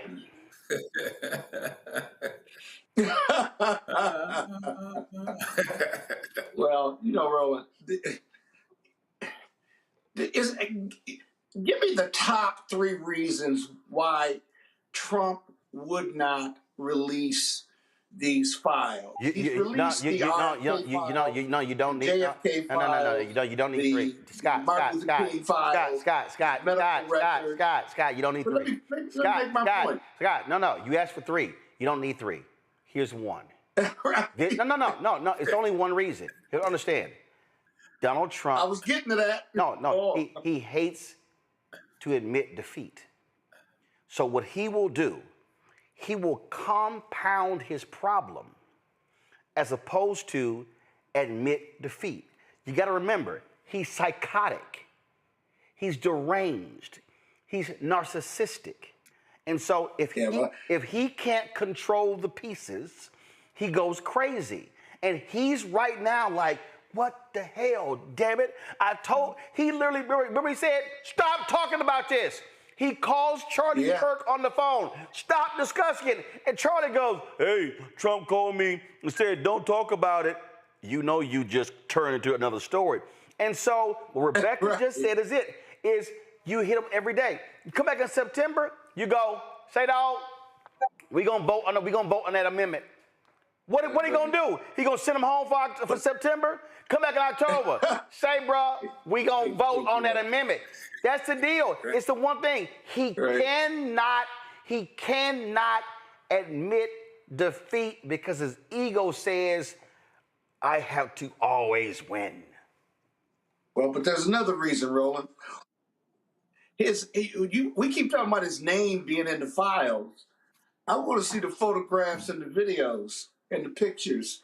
I want to see, because if he's in a bad way or a compromised position, that's a really important reason why not to release those files after he and everyone else on MAGA and his cabinet members all said they were going to release them. See, they fed this bear. Bondi and Trump and others fed this bear during the campaign. And now the dog is caught up with the car. They looked in the car and they saw Donald Trump there in a compromised position. So now they don't want to release it. Does anybody really believe the guy that said you could just kiss a woman without her permission or touch her in the private part, or that if he wasn't for the woman being his daughter, he'd date her, and he runs around with Epstein for 15 years?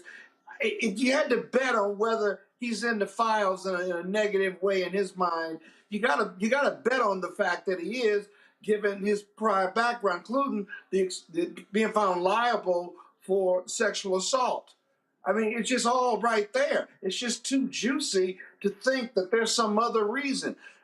Block out the names of the victims and block out other sensitive stuff, but the rest of it ought to come out. There's no reason for it not to. None whatsoever. 65% of the people want it out. Maybe 80%, I think, want it out.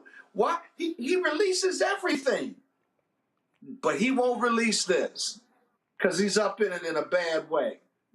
Hey, say, dog, I'm just being perfectly honest. I think this is the real reason why his ankles are swollen. Why? Anthony, come on, dog. The stress is on his ass, and them ankles are just, them legs gonna get bigger and bigger. He gonna be looking like Medea real soon. He got them cankles. Forget he's a criminal. He got them cankles. He's a criminal. I'm laughing, and listen, I say hit that fool every single day. Not let a day go by, and if he tried, Jeffrey. That's right. You know what's gonna happen next? It's gonna be more photos coming out. Oh, hold up, dog. People who were at the wedding gonna be posting their photos in the pool. Yeah. That's all that's going on. All right, let me go to a break, y'all. But y'all, listen, the right wing can't stand us talking about it because they want to move on. No, it's not gonna happen because it drives them crazy. All right, y'all, don't forget, support the work that we do. Join our Bring the Funk fan club. Your support is absolutely critical. Remember I told y'all last break in terms of where we're the only black news outlet. Here, this is it right here. This is the YouTube weekly top podcast shows. July 14th to the 20th. Call Her Daddy podcast dethroned Joe Rogan for number 1. Midas Touch is number 3. And so when you go on this list, you sit here and you look at all the folks here. You look at all these right-wing shows, and then when you start to look, Gilbert Arenas is 24. Then when you start going through here, Club Shay Shay's 32. Then you got Neil deGrasse Tyson. He's number 34. Then you got some ignorant black conservative dude. And this DeVaughn Doc is another black conservative nutcase. Then you got The Pivot. You got 85 South Comedy Show. You got Nightcap. Then you got, you keep going and you see all of this, Joe and Jada, Fat Joe and Jadakiss. Again, more entertainment. You keep going and you keep going, and you see us. We right there at number 62. 5:20 in the morning. That's Jeff Teague's podcast. If you keep going, Carmelo Anthony, Club 520 is also Jeff Teague's podcast. Real Life Street Stars podcast. You keep going. If you keep going down here, let's see here. That's Benny Johnson. That's the one who took $400,000 a month from the Russians. There you go. And then let's see here. You got Michelle Obama and Craig Robinson. You keep going. Let's see here. I know Joe Budden is down here. And so, all these folks down here, y'all, when it comes to news information, it's just us. And so that's why the support is absolutely so critical. Your support is critical. So Cash App, you see it right here. This is the QR code we use, Stripe. Click the Cash App Pay button to contribute. You can use the same QR code for credit cards. Check some money order, make it payable to Roland Martin Unfiltered. Send to P.O. Box 57196, Washington, D.C. 2003 7-0196. PayPal R Martin Unfiltered, Venmo RM Unfiltered, Zelle Roland at RolandSMartin.com, Roland at RolandMartinUnfiltered.com. And so get it right there. We'll be right back. Next on the Black Table with me, Greg Carr, we look at one of the most influential and prominent Black Americans of the 20th century. His work literally changed the world. Among other things, he played a major role in creating the United Nations. He was the first African American and first person of color to win the Nobel Peace Prize. And yet today, he is hardly a household name. We're talking, of course, about Ralph J. Bunche. A new book refers to him as the absolutely indispensable man. His lifelong interest and passion in racial justice, specifically in the form of colonialism. And he saw his work as an activist and advocate for the Black community here in the United States as just the other side of the coin of his work trying to roll back European empire in Africa. Author Cal Rostiala will join us to share his incredible story. That's on the next Black Table, here on the Black Star Network. My name is Lena Charles, and I'm from Opelousas, Louisiana. Yes, that is Zydeco capital of the world. My name is Margaret Chappelle. I'm from Dallas, Texas, representing the Urban Trivia Game. It's me, Sherry Shepherd, and you know what you watch. Roland Martin on Unfiltered.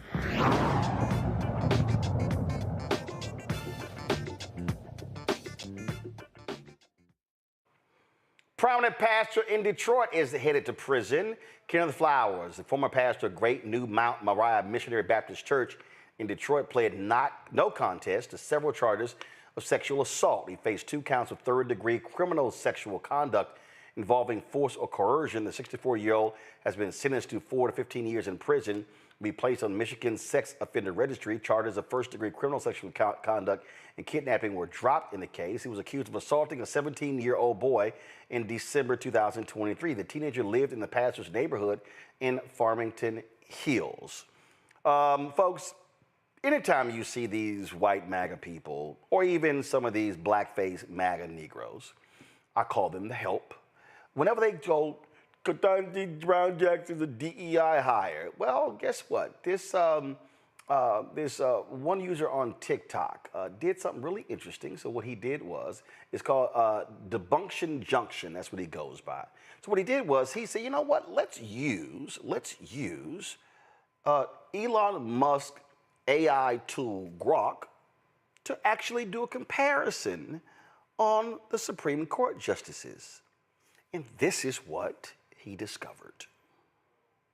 She is the epitome of a DEI hire. All right, so this guy is calling Supreme Court Justice Ketanji Brown Jackson the epitome of a DEI hire. But is that true? And I thought what I'd do for this video is compare the last 4 Supreme Court justices to be seated. That's Neil Gorsuch, Brett Kavanaugh, Amy Coney Barrett. These are all Trump nominees. And this is Ketanji Brown Jackson, who is nominated by Joe Biden. And I know a lot of people hate AI, but I love it for unbiased comparisons on multiple variables. And so to start with, we're going to go to Elon Musk's Grok, and I'm going to ask it, can you give me a side-by-side comparison of all the recent Supreme Court justices and their qualifications before being named to the bench?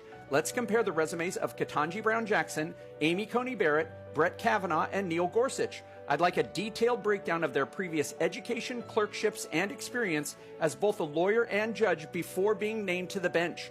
If possible, rank them 1 through 4 at the end and include a score of 100 for each.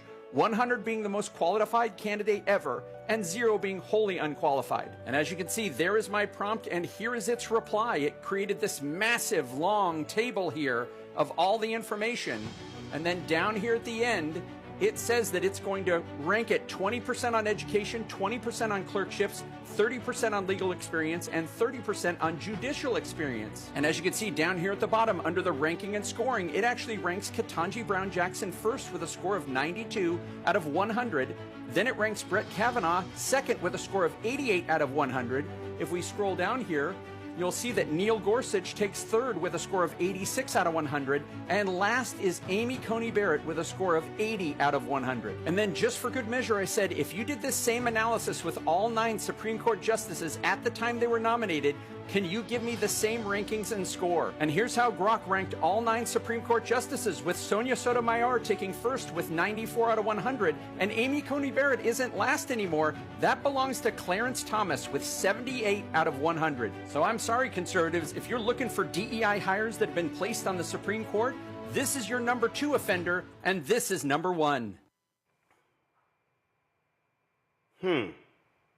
Ain't that something, Scott?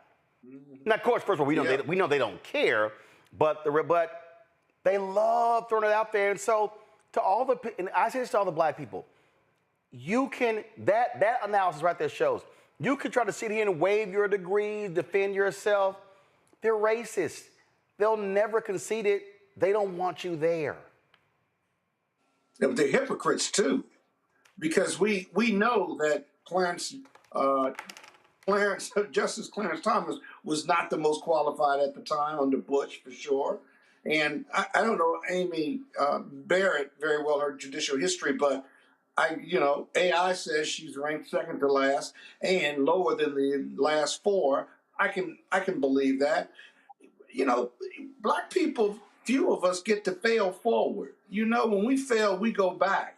But people with no melanin in their skin, they keep winning. They keep going forward. Mediocrity is the order of the day. And we still, even in 2025, have to be bigger, better, brighter, stronger, faster, more intellectual, harder, more hardworking than our white counterparts, whatever the industry is. It is a fact.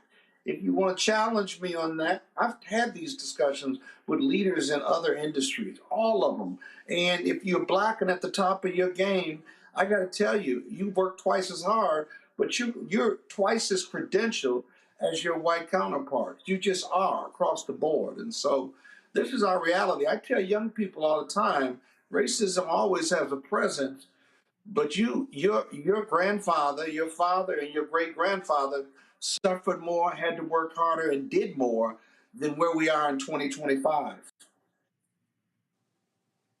This is why I say, Rebecca, with all seriousness, sincerity, conviction, fuck them.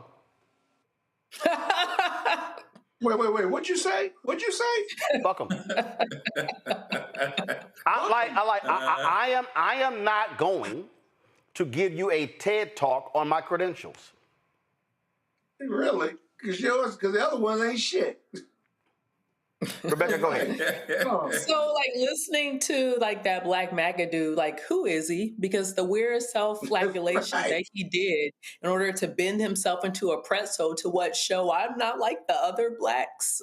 I'm not really understanding what's his point in going after Judge Ketanji. No one asked him. And he didn't have any metrics to really articulate his point. That just doesn't make sense. So it's all these randoms are just doing rage bait on social media. And what's unfortunate, many of these platforms reward that rage bait, and then it gets monetized. Yeah.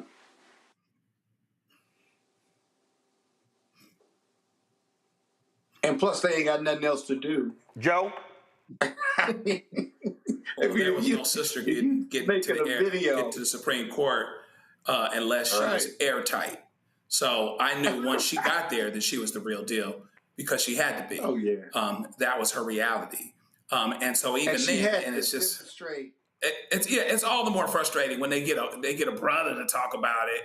Now you got to go through all these changes, take away this dude's BSU card, disinvite him to the barbecue. I mean, the whole thing. It's just crazy. And then, aside from being papered up from a standpoint of having the qualifications, which she has, and on paper, she runs rings around Amy Coney Barrett, to be honest with you. Even then, after you do all that, there's this multiple social languages that we have to speak, where we're in the belly of the beast all the time. So not only do we have to be better on paper, do we have to be better from a qualification standpoint? I believe we do.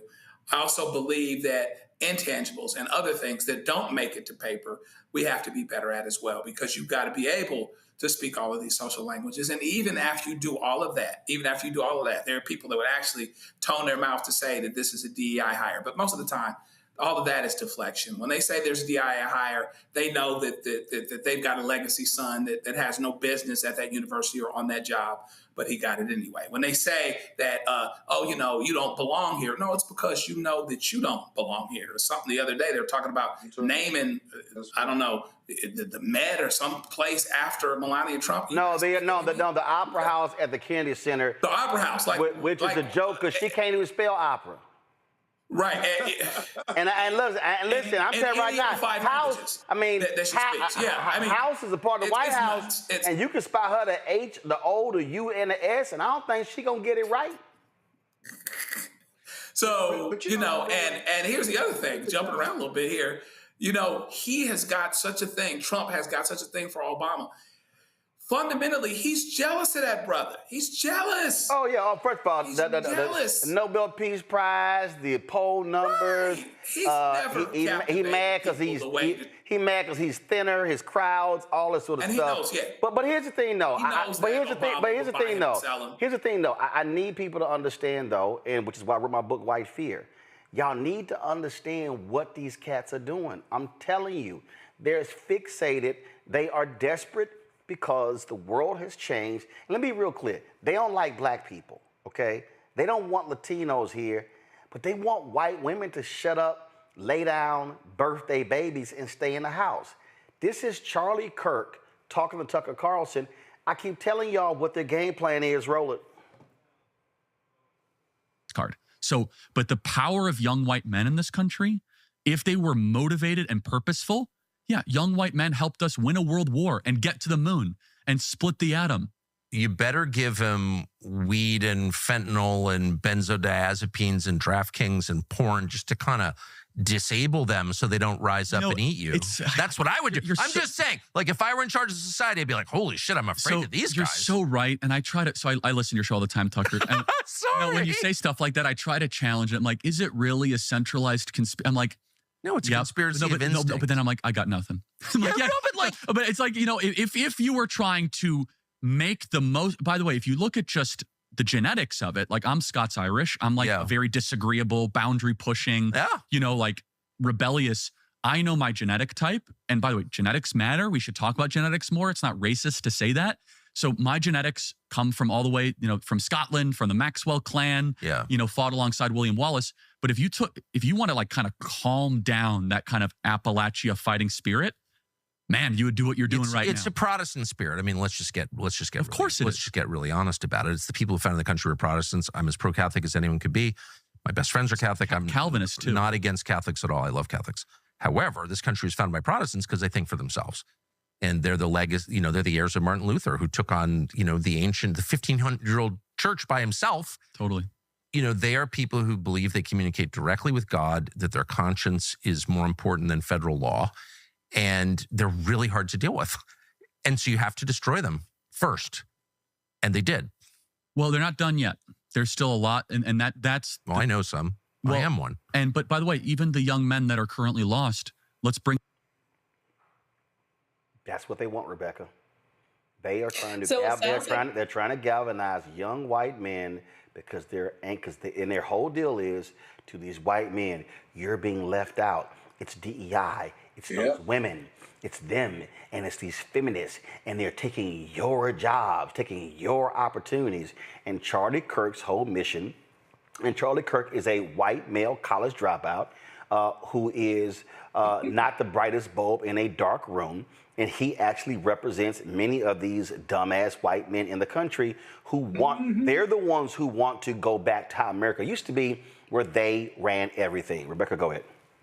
Yeah, so the ideology that he's espousing is of the 3%ers, right? The 3%ers really isn't about a quantifiable 3%, but is literally, they believe there are three sets of people who belong in this country. The first set are the WASP. So when you hear them talk about the white Anglo-Saxon Protestants, specifically, we're not talking about Eastern Europeans or those white immigrants, European immigrants who came in like second, third, and fourth, and fifth, and whatever current wave we are in European immigration to the United States. They're talking about those original descendants of Anglo-Saxons. That was very clear listening to both Tucker and Charlie talk about it. They believe that they're the first folks who actually have the authority or are the true Americans. The second group are veterans. They believe that if you fought for this country, then you too are owed a piece of this country. The third group, ironically, are descendants, African descendants of American slavery, because they believe, and I'm part part of that group,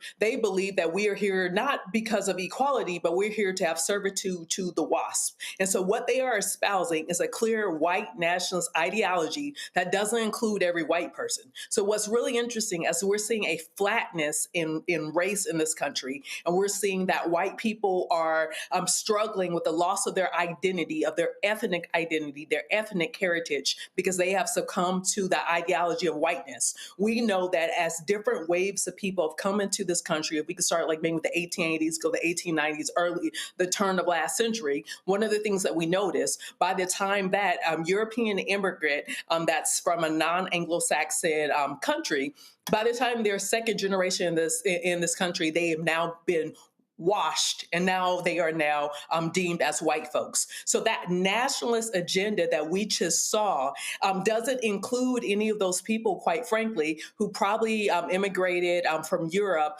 probably post-1830s. So it's really interesting, especially when we look at our Hispanic brothers and sisters trying to talk about how they're white just because they're ethnically Hispanic, but racially they are considered white.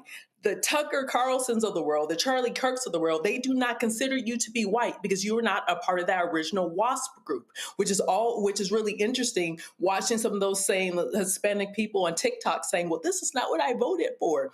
You were never included in this equation of white nationalism. So I think it's very important for people to go back and read some of those writings from over 250 years ago to understand what this fight, what this battle that we're in actually is.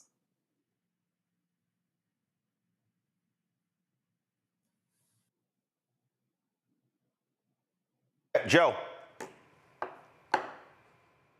go ahead. Oh, Joe's frozen. All right, then. So great point there, Rebecca. Bottom line to y'all. We know who they are. We know who they are, and they're telling you.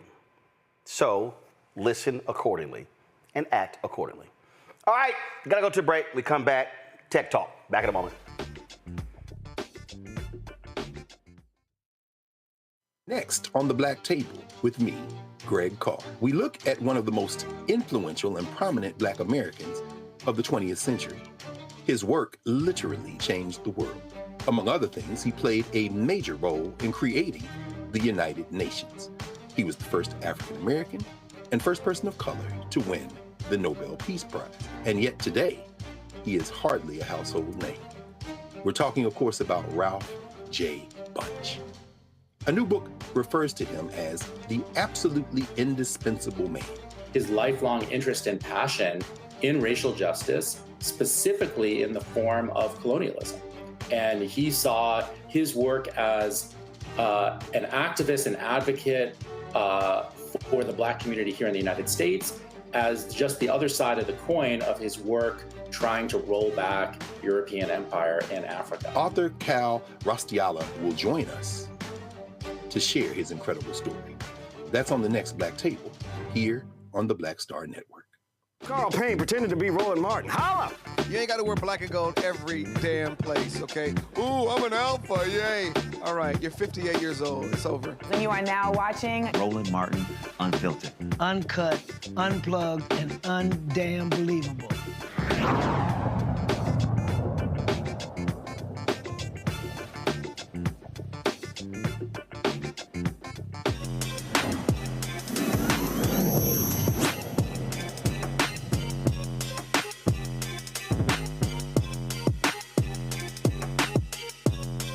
Hey, control room, do a check for me. All that hating from Chris Spencer. Is he an honorary Sigma? Oh, because we don't do honoraries in Alpha. All right, y'all. Let's talk about one man's mission to reshape how students approach career opportunities, particularly in STEM and STEAM fields, led him to create the Big Tide Summit. It provides students with the opportunity to explore industries that may not require a college degree, but do require trade skills. Robert Gould's summit addressed the growing concern of a workforce desperate for skilled workers. He joins us now. Robert, how you doing? Hello, Mr. Martin. How you doing, sir? Good evening. So how long have you at this summit?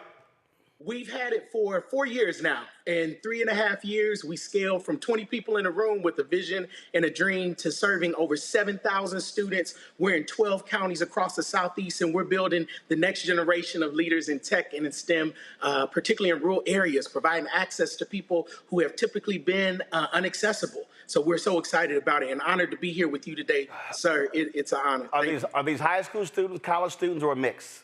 Yes, high school students. So our program really taps into this idea of creating not just opportunity, but access to students at a pivotal point in transitioning into workforce development. So we assess them from special 8th grade up into 12th grade. They go into our system and then they're empowered with the ability to be able to take hold of their career development and then actually get jobs on the spot, whether they are going to directly into the college route or directly into career access. We're here to provide them the opportunities. So it's a one-stop shop.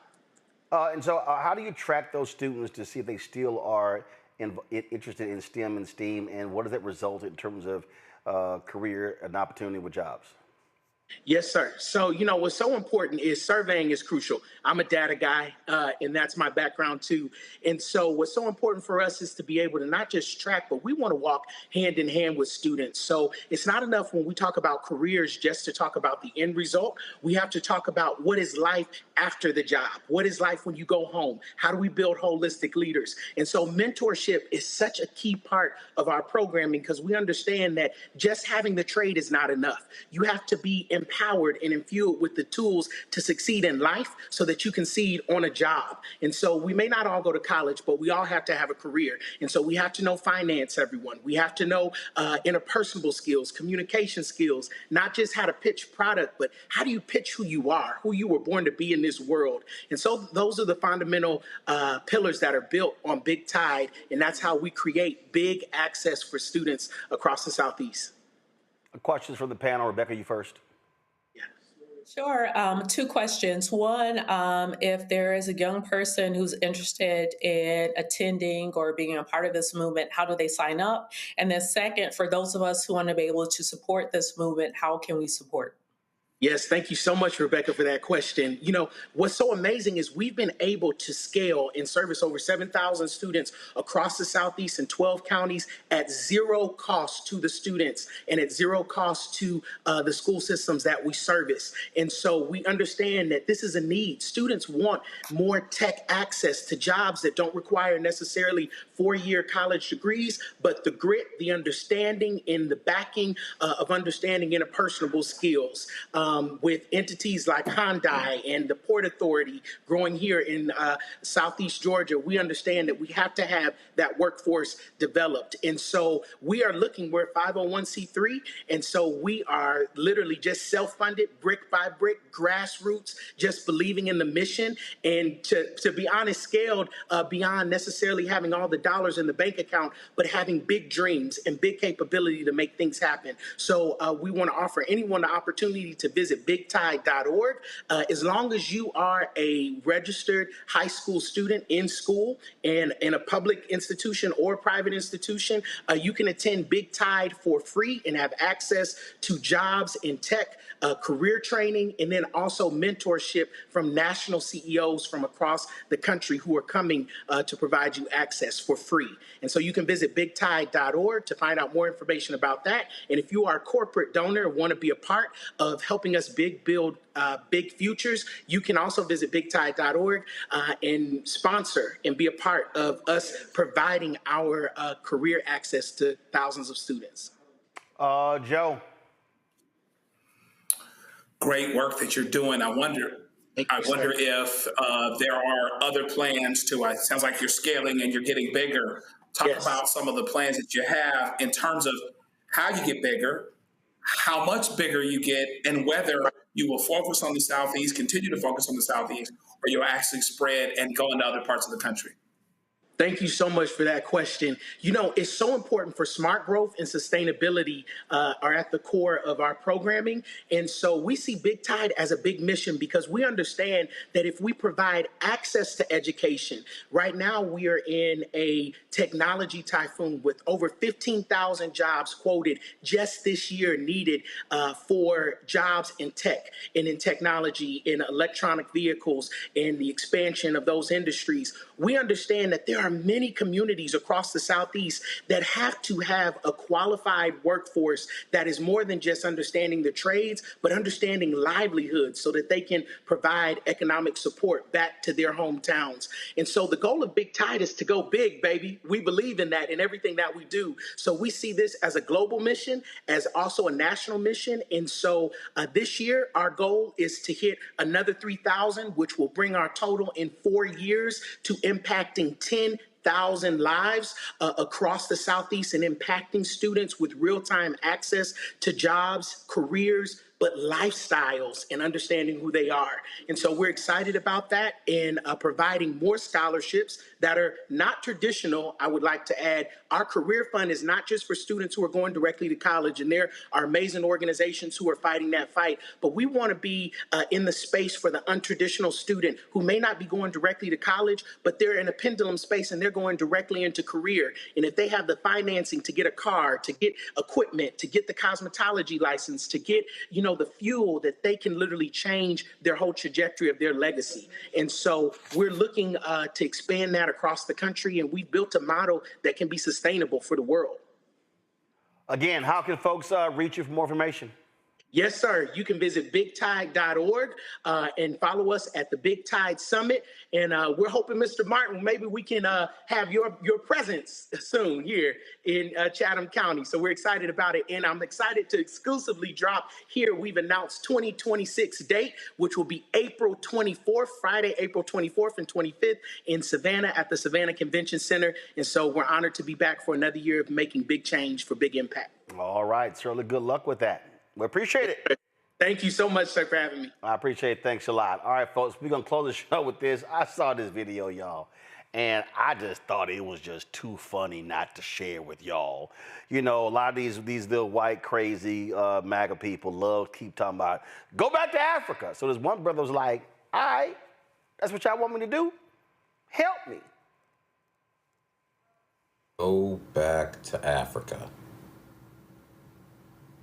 Say less.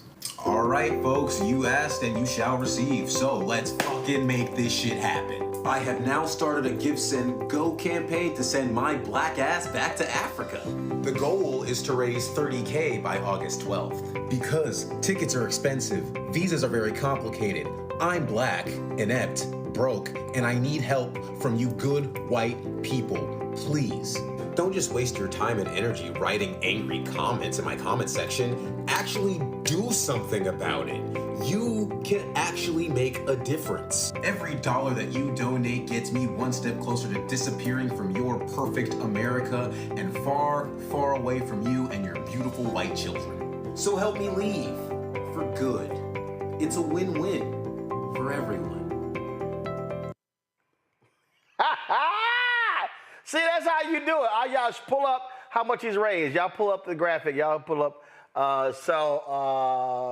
What is that? First of all, $447. That's it?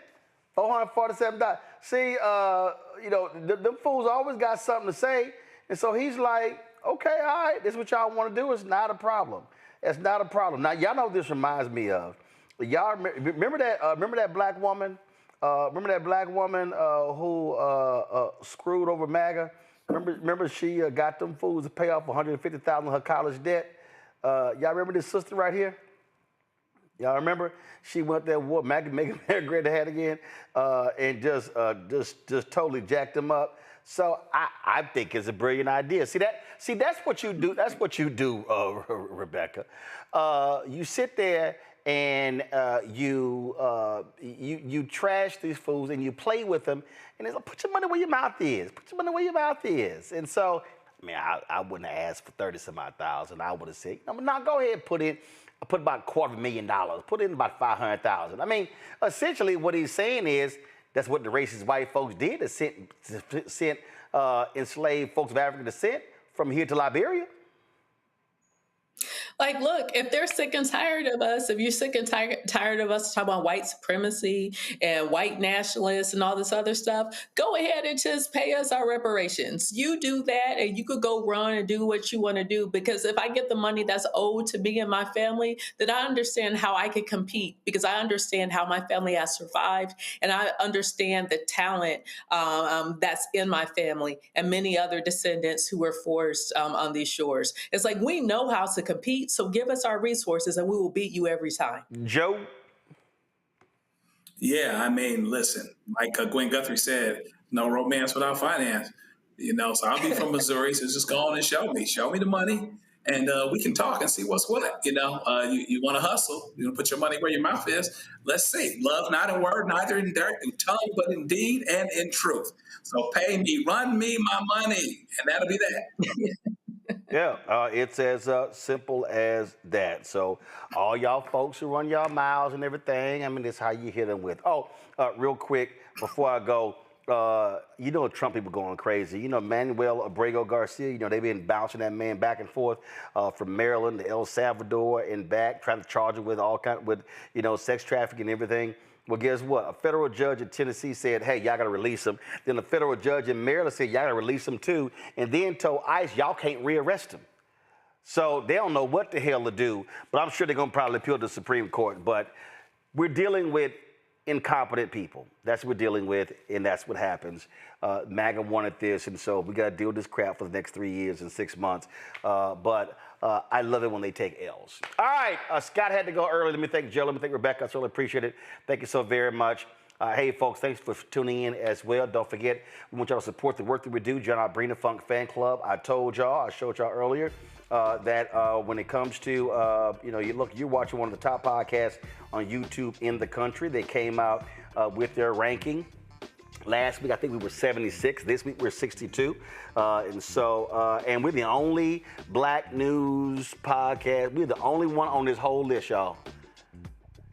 Everybody black, everybody else is entertainment, sports. Neil deGrasse Tyson, he does astronomy, science, whatever. But hey, ain't nobody else doing black news. Y'all, there's nobody else doing what we're doing here at the Black Star Network. Nobody. There's nobody in black-owned media doing what we're doing. When it comes to covering stuff and who's going to be on the scene, like I had some fool on my talking about, yeah, you ain't out here in the streets. Really? It's amazing how many times we broadcast from all around the country. Quite interesting, quite interesting. So we're doing the work, but your support is critical. Our goal is to get 20,000 of our fans raising $1 million. It's $50 each a month. $4.19 a month, 13 cents a day. If you want to contribute via Cash App, use the Stripe QR code. You see it right here. Click the Cash App pay button to contribute. Then, of course, checks and money order to make it payable to Roland Martin Unfiltered. P.O. Box 57196, Washington, D.C. 20037-0196. PayPal, R. Martin Unfiltered. Venmo, RM Unfiltered. Zelle, Roland at RolandSMartin.com. Roland at RolandMartinUnfiltered.com. Venmo, again, RM Unfiltered. Zelle, Roland at RolandSMartin.com. Get my book. Download the Black Star Network app, Apple phone, Android phone, Apple TV, Android TV, Roku, Amazon Fire TV, Xbox One, Samsung Smart TV. You can also, of course, get my book, White Fear, How the Browning of America is Making White Folks Lose Their Minds. Available bookstores nationwide. Get our Roland Martin Unfiltered gear, like the t-shirt I have on. This is FAFO 2025, our new shirt. We put Project in here crossed out. I'll get that this weekend. So you want to get our new shirt. We got a new vendor as well. So go to shopblackstarnetwork.com for our shirts, hats, mugs, all that good stuff. Also, if y'all want to get some black-owned products, so you see them right here to my right, all these products here are on our website, shopblackstarnetwork.com. Now, to give me a shout out to this, I don't want the wide shot. Give me a close-up of the products. You got Leafy toilet paper. You've got Kavan Foods. You've got the Relish.